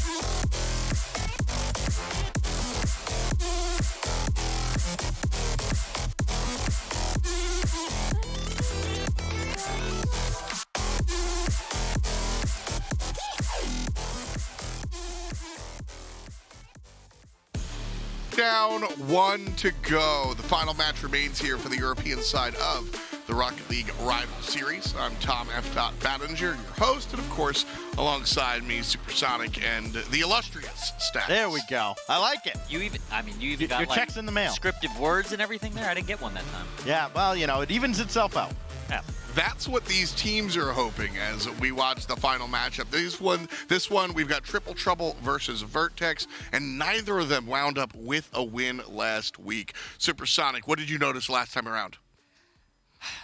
There's a lot on both sides to talk about here. I think one of the ones on the side of Triple Trouble saw a lot of double commits out of Bluey and Tadpole. It kind of felt like they were battling to be that, the attacker, the shooter for the team. There's a couple times where they were battling for possession of the ball, going, bumper to bumper or fender to fender down the sidewall.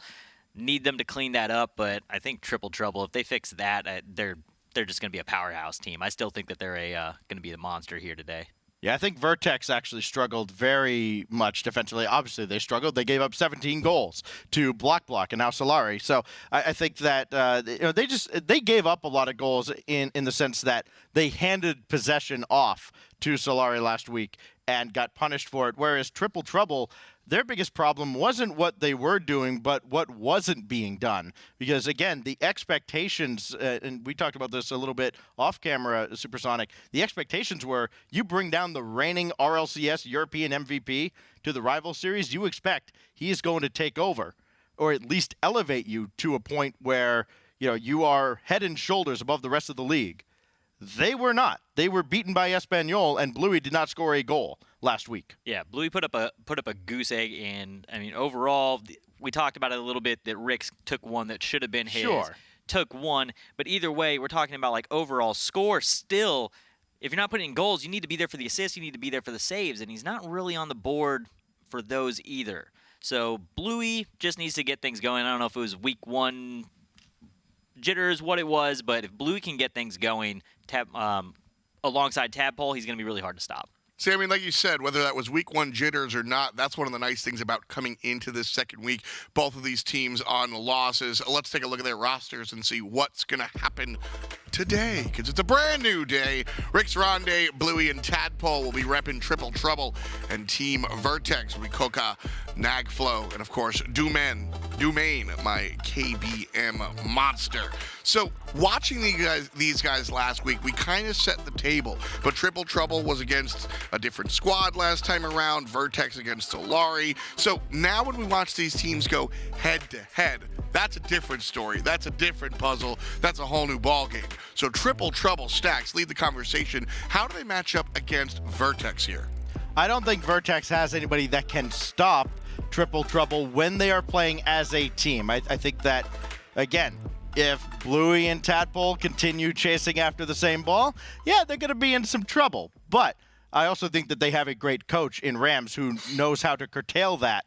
And I think he's going to play a huge factor in how Triple Trouble bounces back after last week. Real quick, actually, you are the resident, you're the historian here. Last week, is that what we can expect out of Bluey, or should we, or was that the one-off? Oh, that is uncharacteristic of Bluey, to say the least. When they were Savage, or when he was with Savage in the rival series, it was very clear that they were going to promote. It did not matter who was going up against them in the RLCS.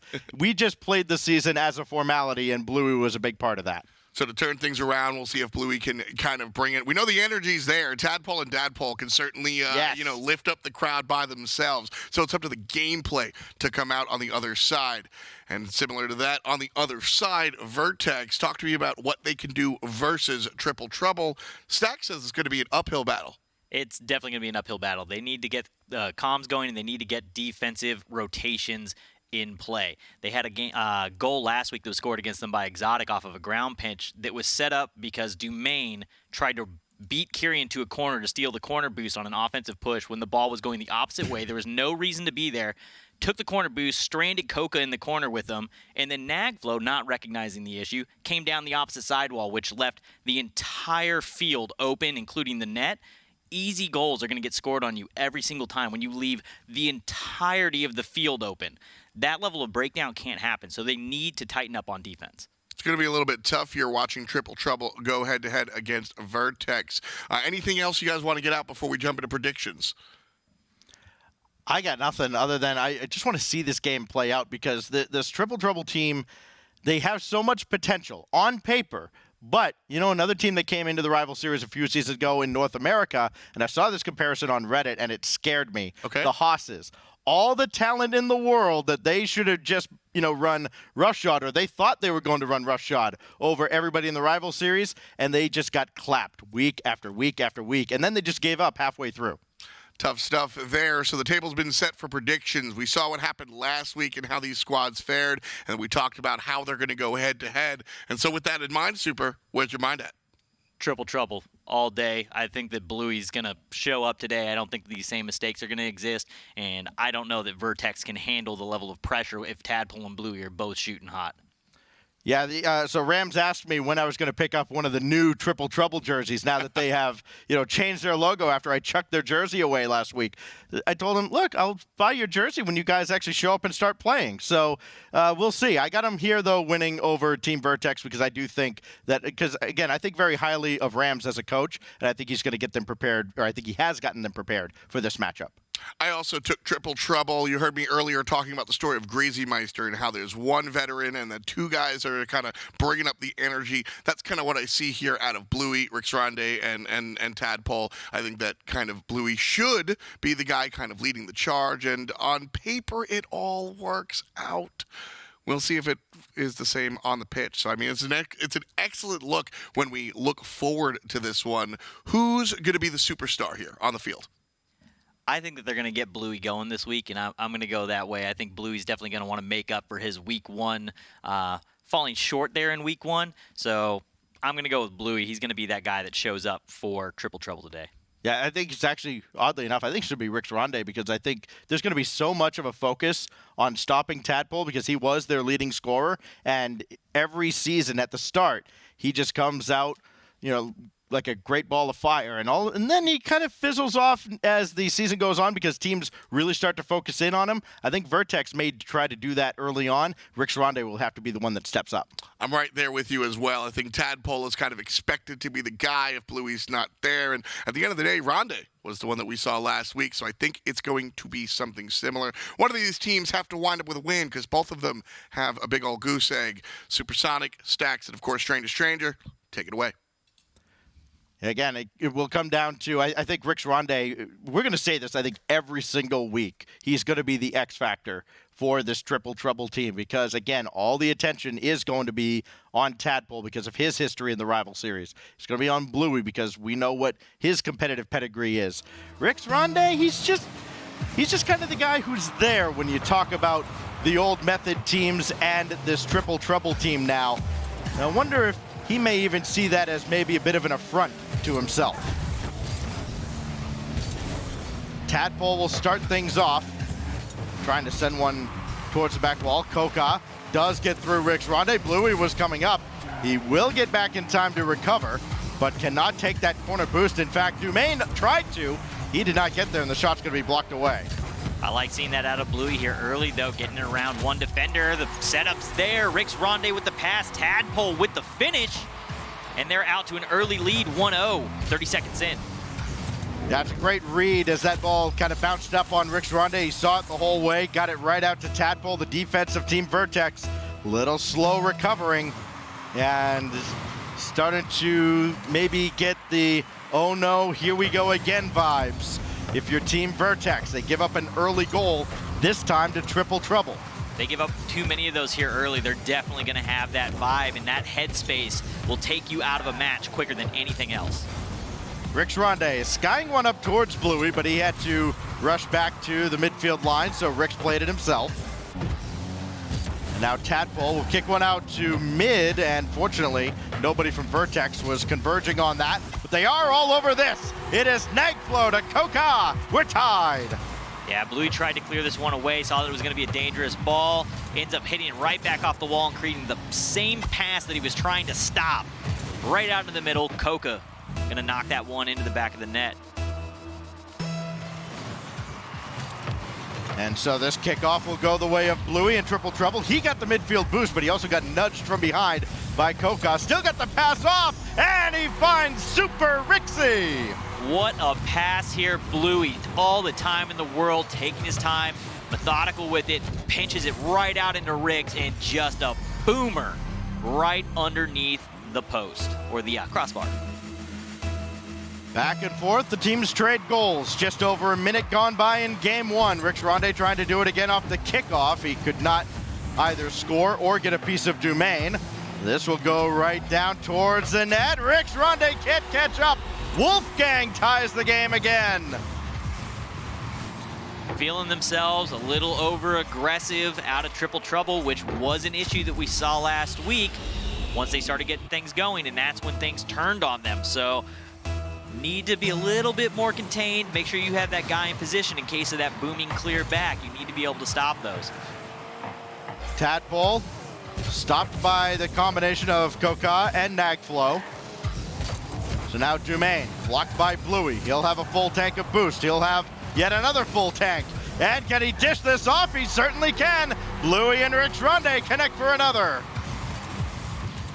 Bluey is just doing so well with his passes right now. Just a little bit off beat, just off rhythm. He's doing just these small little stalls or right before he touches the ball that's getting them past the defenders. This is the Bluey we're used to seeing. The only thing we haven't seen yet is still his first goal of the season until just now, right on cue, and he scores a lapper for his first. Not much to say. Defense isn't home. Yeah. Defense isn't there, and that's the thing that we were saying Vertex needs to have happen for them today. They need tight defensive rotations. They need the defense to show up, and they've let some long balls go in so far. Here, let me overstep my bounds a little bit here. I will provide analysis for that last goal. It was a lot of, where are you? Why are you not there? Why is the ball going into our net? Oh, okay. Well, you know, thanks for playing. 4-2, the lead now for Triple Trouble, and they are trying to expand it, and they just might after a missile on the backboard. Banking, it'll be Rix Ronde, and that ball is played out, but only as far as Rix. Now a clear towards the side, and that is boomed away by Dumaine. You see what he was looking for. He's looking to boom that one across mid, hoping that Nagflow could get out there and get up for it. Not there, though. The speed is a huge difference here, watching these two teams. Vertex is getting beat in the corners. They're getting beat on the sidewalls. Almost all the challenges going the way of Triple Trouble. Dumaine, over one, over all three, and he's going to score it all by his lonesome. What a play! Once again, ton of aggression here. Double commit there, and Dumaine goes around the two, and Tadpole was already up in the mid looking for that ball to come off the sidewall to try and intercept that pass. Nagflow, though, gonna just take that one home himself. Or Dumaine. My apologies.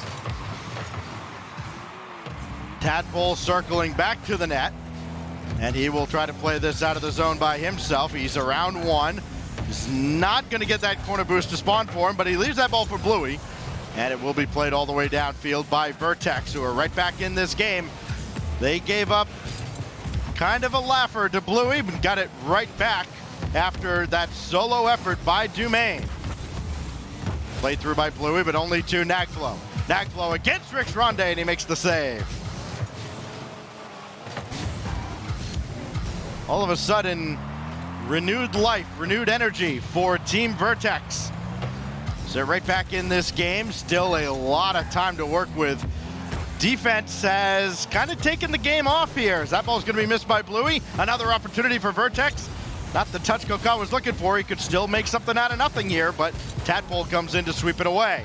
Downfield that goes, and that kind of functions as another double commit, but this time they're double committing with Rix, who last week he stayed back and avoided that problem.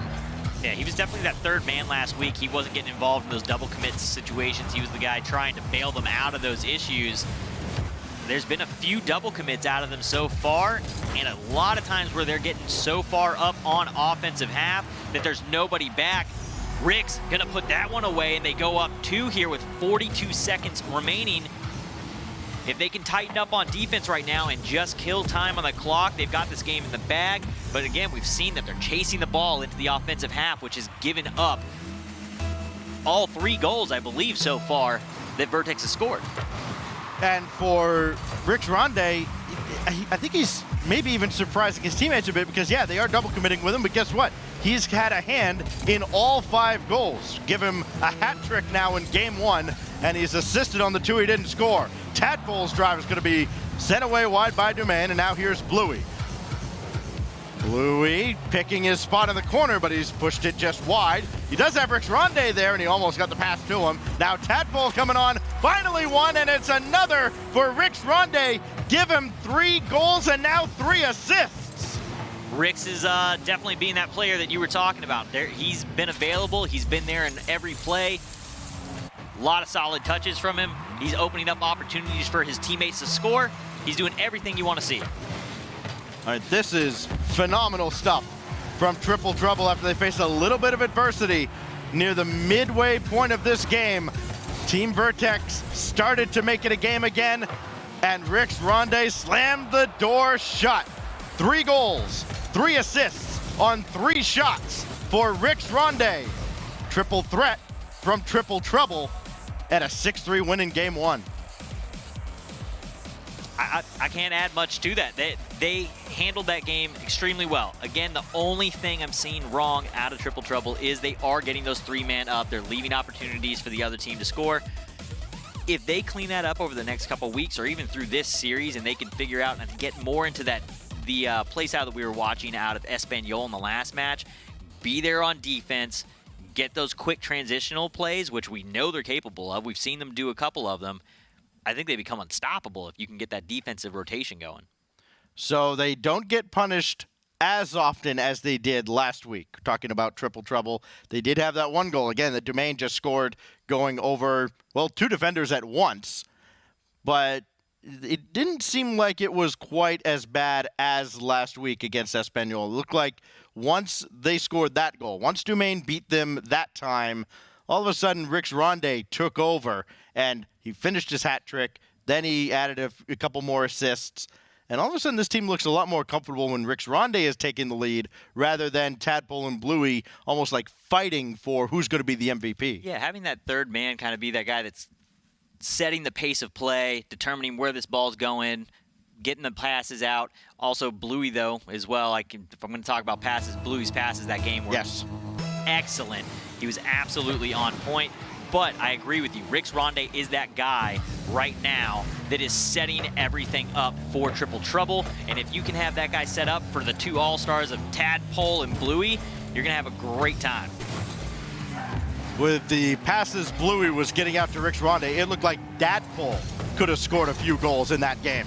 Here's Dumaine, though. Great challenge, and he's got some help downfield. Rix Ronde having to battle with, I believe it would have been Nagflow downfield, and he could not get around him at all. Actually, it's Koka who just nudged him in the back and then walks it right in. He almost recovers from that. Unfortunately, not able to get there. Easy walk-in goal. Up 1-0 is Vertex here with 4:35 left on the clock. Well, Nagflow is going to have a ton of boost to work with here, but he just planted himself on the post. Did get a bump from behind, but Bluey scales the wall and makes the clear. Shot on will be stopped by Nagflow as Team Vertex holding a 1-0 lead. It's in jeopardy, though, because Tadpole's coming on. He did not get the touch he was looking for. Now Rix Ronde just stops dead in his tracks to pop that ball up and try to buy his teammates time to reset. Rix Ronde down to Tadpole, and the timing not quite there as Tadpole couldn't catch up to the pass. Shot out of Nagflow, Bluey there, out to the mid, off the corner. Nobody home though. To the skies, it will be Nagflow again coming out of the Vertex zone. He has just about lost possession. Tadpole strips him. And now it will be Bluey after Rix Ronde got called off at the last moment. At least they called him off this time. There was no double commit, though he did have to waste a little bit of boost. Nagflow over towards Koka, and Tadpole jumps in the way. Now Tadpole, he's got Bluey coming on now. Rix Ronde trying to finish. He cannot. Triple Trouble will have to scramble to get back because here comes Team Vertex, and there is Tadpole to make sure there's nothing coming from it. Tadpole has been really quick here getting back, so we are seeing them as aggressive as they were in the first match, but we're not seeing the double commit along the offensive goal line. We're seeing one of them rotate out. They're definitely got comms cleared up. Haven't seen any of those situations happen for them yet. Tadpole trying to drop one down to Rix Ronde. Bluey was starting to come up, and he made a wise decision turning around. He stopped the initial charge, but not the rebound. Nagflow adds to the lead.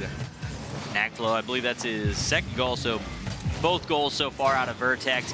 That challenge there was a little late. There was no chance you were getting to that ball before Nagflow hit that. Probably should have stayed in net for that one. So Vertex adds to their lead. And for Triple Trouble, you got to be wondering, well, okay, is this going to continue? Dumaine. Good first touch to roll that up the wall. He will stay with possession, try to pinch it over. He does. That's good stuff over to Koka, but intercepted by Rix Ronde. A lot of work for not a lot in return. That is a dangerous double commit. Wonder if it might have been a pinch attempt from Vertex that had just gone a little sideways. I think it was because the second player didn't come up with the ball. They definitely pulled off. Nagflow was the one to chase. Koka out of the midfield, though, going to pick that ball up, send a boomer downfield. Nobody's home to try and defend.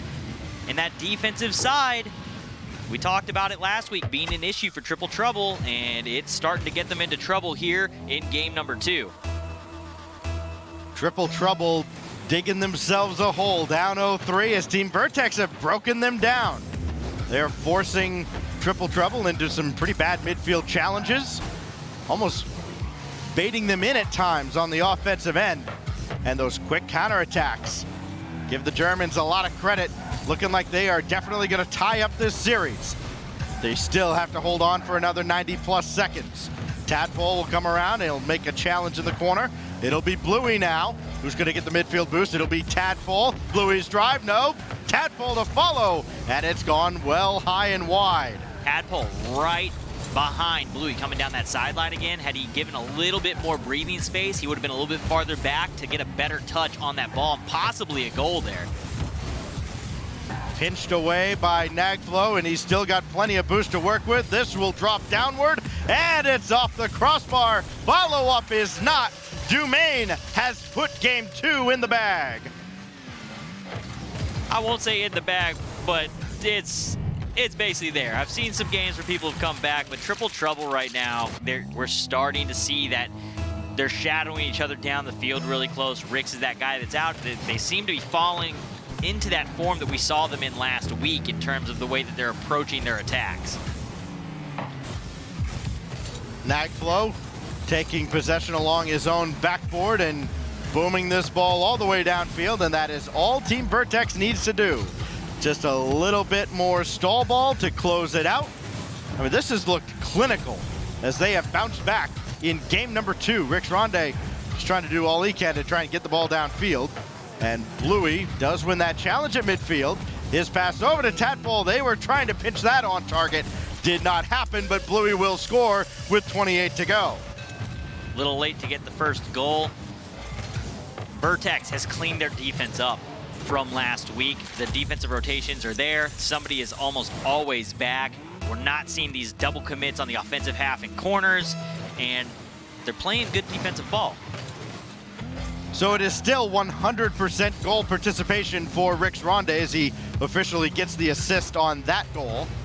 And now Bluey dropped down to Tadpole. This is going right back towards Rix as the final 13 seconds will tick off the clock. Nothing more than a formality at this point. Vertex had this one locked up a long time ago.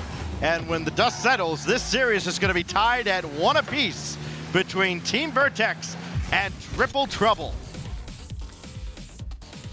Wow. That was I'm going to go with the word you used. That was clinical from Team Vertex. That was exactly what it was. They strong defensive rotations. Offense, they capitalized on the mistakes made by Triple Trouble. Triple Trouble really felt like the team that we watched last week against RCD Espanyol there. We started talking about how we didn't see the double commit issues in game number 1. Some of those double commit issues started occurring here in game number 2, and they were too aggressive on the offensive half, which was a bit of an issue in match number 1. Even more so here in match number 2. We saw Bluey having to rush down the field to get these touches off the back wall. They need to have that third man back. The third man's not there right now. Yeah, Dumaine has been outstanding, by the way, for Team Vertex. You know, he kept Vertex in game 1 with his play on both sides of the field. Not that the defense was great in game 1. Again, it was 6-3. It was just a track meet back and forth. But his efforts getting that third goal for them that brought them back within 1 as he beat the entire defense single-handedly. And then in that last game, he had an answer for everything Triple Trouble tried, and it reached a point where TT was just like, we're just going to stop trying things, I guess, because nothing got by Dumaine. They needed to get some more plays going, passing plays, etc. on the side of Triple Trouble. We saw Bluey making a lot of great touches, great passes. It seemed more like he was trying to force the ball and try and get more shots there than taking the opportunities where he could have possibly did an infield pass and got some goals off of Tadpole or Ricks. It was Koka that set the tone early for Team Vertex in Game 2. Now we will look ahead to Game 3 as we try to break this 1-1 tie and figure out, well, get one step closer at least to figuring out who is going to get their first win of the season. I still think that Triple Trouble has a great shot at this. They need to get that action going, though, here in this third match. Triple Trouble needs something to turn around, and it really, I think it's just falling on that, getting that third man back. They create too many opportunities. They are a super overly aggressive team on the offensive half. They need to slow down just a touch. Just a touch. Bring one in. Just reserve a game for yourself. Calm down a little bit. Get your wits about you. Play a defensive game, and then start speeding yourself back up in Game 4. All eyes have been on Rick's Ronde so far because, of course, he's had, as mentioned, 100% goal participation. And for Triple Trouble now, going forward, if Vertex is able to shut him down, which, again, easier said than done. He's done this every season, and we have a lot of data on him. You know, he's had a lot of series where he's just at the forefront of everything that happens for either Method or Triple Trouble. But once teams shut him down, somebody else has to step up, and that hasn't always happened. And I wonder if Vertex is even capable of shutting him down. They held him in check that last game, but he still got his. Yeah, I think they're going to come back here. They'll have a new game plan going into Game 3. They got a couple minutes to talk about it. They need to get some more high passes also. We're not seeing them make a lot of aerial plays. The passes that we have seen have been some of the ground pinches that have worked here and there. I think they need to open up their play a bit more, get a little bit more vertical, get some verticality out into the midfield, get some shots out of there. That'll open up for Tadpole. Tadpole's been really good on his aerial shots. Get some balls up there for him that he can get a piece of, put it on target. We do appreciate your patience. We're just resolving a couple of tech issues. Make sure we get the players back in the lobby and ready to go. Everybody on a level playing field, especially with a series as important as this, with spots being so important as they are when you think about how many teams retain their spot for the next season of the Rival Series and what is on the line as these teams try to climb their way, scratch and claw their way up the standings, try to get into one of those top 3 spots. You don't want to have to spend another season in the Rival Series if you don't have to. If you're someone like Rick's Ronde, who has just spent an eternity here, it's like he's racking up a lot of great cumulative records. But it's like the guy who's got the record for the most minor league home runs. That's not a record you want. You don't want to be there long enough to do that. You'd like to, I don't know, maybe get a cup of coffee in the big leagues and make your way up to the RLCS. And for someone like Rick's Ronde, I think it's impossible not to cheer for him. Here we go. Game number 3 as we are back and ready to go. These teams all knotted up through the first couple of games. And an early opportunity from Vertex fallen by the wayside. Rick's Ronde trying to clear this out of the corner. And now there is Nagflow on the weak side. Tadpole gets in his way. And the first attack has been fended off by Triple Trouble. A little bit more space here between the players on Triple Trouble. like seeing this so far. If they can maintain that type of distance and type of rotation, they should be good here in game 3, already noticeable so far. So they've definitely made some changes. Bluey gonna come through and bang one in, and we're gonna start things off at 4:22 left. 1-0 going the way of Triple Trouble. It is Bluey doing what he hasn't done a lot of this season, but he has scored now his 3rd goal of this series. More importantly, he gets Triple Trouble off on the right foot in a game that obviously not mathematically a must-win, but just mentally a game that you cannot afford to give up to Vertex the way last week went. Here's Nagflow trying to follow that play up, but he didn't have any boost to follow. Now coming on, Dumaine, and jumping in the way is Bluey at the last second. Very close there. Bluey making a hard save coming off the top. Gets there just in time. Koka now giving that one away to Bluey, but he could not get anything towards the net. So now Rick's Ronde gives that ball away. Dumaine pounds it off the backboard. Waiting on the doorstep is Koka, and Bluey makes the save. Boy, he's made a couple incredible saves right along the goal line.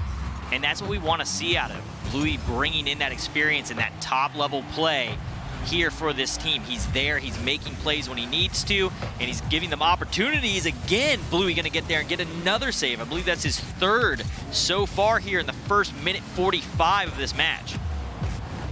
High degree of difficulty on a couple of those saves as well. Oh my goodness, give him 5. I take that back. 5 so far on this match. This is the kind of game where, you see 5 saves in 2 minutes, and again, like we were talking about last week with a couple of matches, you start kind of looking at the record books like, hey, wait a minute. We might have something here, though. There are some players from Echo Zulu of last season that would have a lot to say about saves. Here's Bluey. Just hung out to dry there in the corner. Now Nagflow, after the collision at midfield, a couple of demos leaves, only one attacker. And give him credit, he's done well enough to keep that ball alive, but now Tadpole trying to redirect that on target somehow. It did not work out, and there goes Bluey. Again there, we got all 3 up, and Bluey was having to scramble to get back for that ball. They're up 1-0, and when they get into these situations when they're up, we've seen it time and time again so far this season, they get too comfortable and they get overly aggressive and don't have the people back on defense. Bluey with another fantastic goal line save there. That's got to be 6 now. This is fairy tale stuff right now from Bluey. Double savior medal and counting. Koka is going to get to this just on the far post. Still Triple Trouble with the lead, though. It's almost a given that they're going to be decisively outshot in this game. This will be Bluey circling back. He will not get credit for a save that time, but he does find Tadpole on the side. And now this will be Rich Ronde banking one towards the target, trying to get that ball centered. He cannot. Now here goes Nagflow. This time it's Tadpole waiting, and he does make the save with Nagflow and Dumaine bearing down on him. Now Tadpole over one. Rick's Ronde is going to be wide, and now Nagflow will try to slowly bring this out. They're not panicking. They still have a lot of time to work with and could get a shot here, though Ricks jumps in the way. Now it's only Koka back, and then the follow-up is through from Rick's Ronde. Bluey with a nice touch off that back wall. Rick's there to finish it. This is a crazy match so far. The shots coming out of Team Vertex right now, sitting at 12 shots on goal. They're just not able to break through Bluey on the other side. And the turnaround, not as many shots coming out of the side of Triple Trouble, but they're getting some really great ones where they're getting defenders to bite on these passes and opening up the net for that second man to come in and put it away.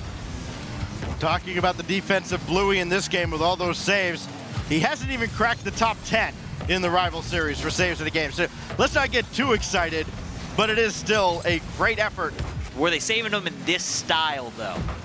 Yukis was, let's put it that way.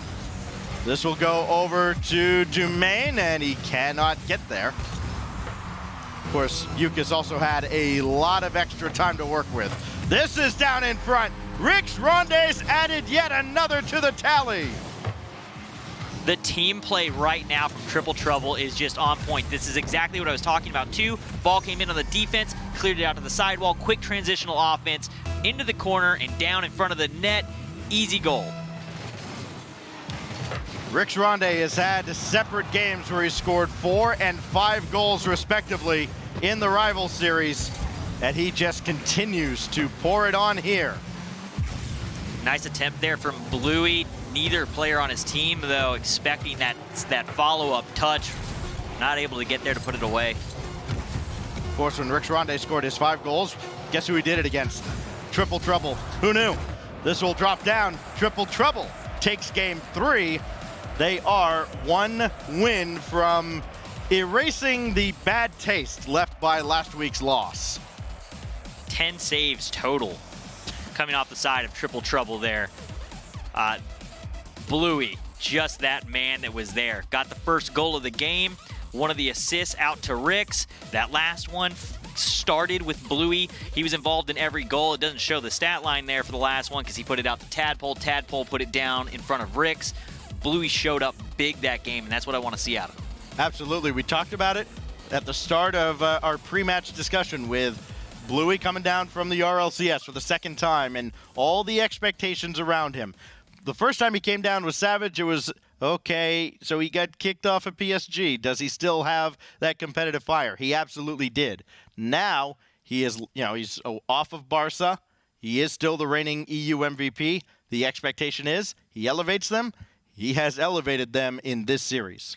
He's absolutely elevating the team. When he's not involved in a double commit situation, which isn't always his fault, he's making great touches, he's making great plays.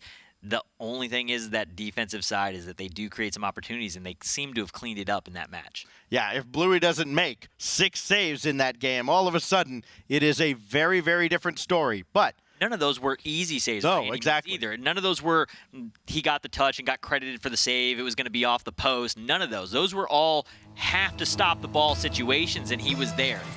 Nothing comes cheap against Team Vertex. We go to game 4, and as soon as I say that, nothing comes cheap against Team Vertex except this. Rix Ronde, easy pickup off that kickoff. And 3 seconds. That's a pretty quick one. That is a very quick goal. That is, I believe the appropriate term is less than ideal. Now they got a chance to add right back, and they do. And it's like the first 3 seconds never happened. What was that, 4 seconds for that one? 5 seconds? This is looking a lot like game 1. Just throw the defense out the window. We talk about, defense. I don't even know if you get the defense. It's a kickoff goals. Can you even call it the defense? Defense is so great. Yeah, defense was awesome from Bluey. Defense, defense, defense. Nope, it's just going to take a backseat again, and they almost score again off the kickoff. I thought Bluey was going to put that one in with a touch. It looked like he had a chance to take it off the top of his hood. Tadpole with an opportunity there is going to not get any power into that ball as Coca tries to push it back down, broken up by Rix. They say defense wins championships, but it's a good thing there is no rival series championship as Tadpole scores another. I said put the ball up into the air midfield. Tadpole will come to find it, and he is there. Rix throws it up. Tadpole bangs it in. I believe there's only one goal that Triple Trouble has scored that Rix Ronde does not have a hand in. Or maybe I just forgot to mark down the assist. That's probably more likely. There's Bluey, assisted by Rix Ronde.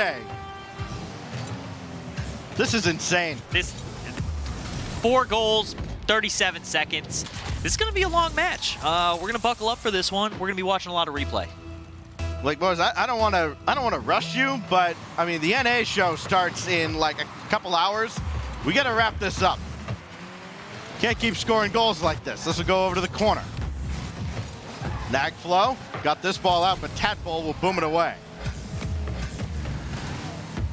Nagflow waiting on the corner now in his own zone, and Bluey is quickly up for this on the side. Triple Trouble. Now things have settled down for at least a couple of seconds. Oh, this is dangerous, though. Almost a double commit there out of Bluey and Tadpole, but they are running this wider rotation. They're pacing themselves much better. We saw it in the last match, and again here, they that pacing and that space is giving them the opportunities to really get up and get good touches on the ball. Loose ball, Tadpole coming on, and that little hesitation in the net is deadly. This one here, Dumaine had to guess at it for a second, didn't know if it was going to go, looked like it was going to catch the post. The way he came into the goal, though, set himself facing directly out. The only chance he had at that ball was the side flip, and he just could not get over in time to get a piece of that ball. It is getting to be record book territory again now for Rix Ronde, now with 3 assists already, less than 2 minutes into this game. Drive downfield, saved by Rix, or stopped rather. Now Bluey will control. And Rix Ronde just hammering down on his boost button. Rix will take it out of the play. Bluey quickly follows. Tadpole thought about it, had a bad angle. Chance now for Team Vertex to get another, get back into this game. Going after Tadpole, couldn't get him. And now Rix Ronde, he got a piece, but that ball's going to be clear.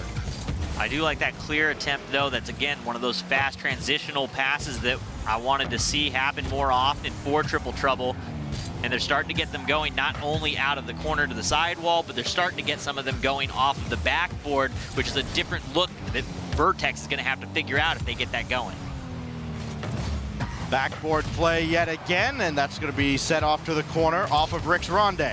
Now Dumaine, no boost to work with, may not be a problem.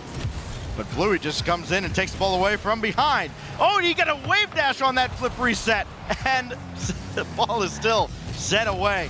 They're digging deep into the bag of tricks here as Triple Trouble try to continue to pour it on. I was about to call Bluey out because he basically came in, stole that ball, took it towards his goal, taking it away from Tadpole, but everything works out, and Tadpole, as we're talking about it, gets another goal off the hands of Rix Ronde with the pass off that back wall and the demo from Rix. They're running it up at this point. That's 4 assists for Rix Ronde in this game. The Rival Series record is 5. That's the one that Rix Ronde holds with a win over Triple Trouble a year, actually about 11 months ago. Got to put those ones away. Nagflow just wide, sends that one off the post. This will go right back out to Rix Ronde, the last person Team Vertex wants to see with the ball anywhere near midfield. Tadpole looking for Bluey. Instead, Rix Ronde does well to get back and clear it away. Off the side, Vertex not out of this just yet. Coca needs to convert, and he does off the setup by Dumaine.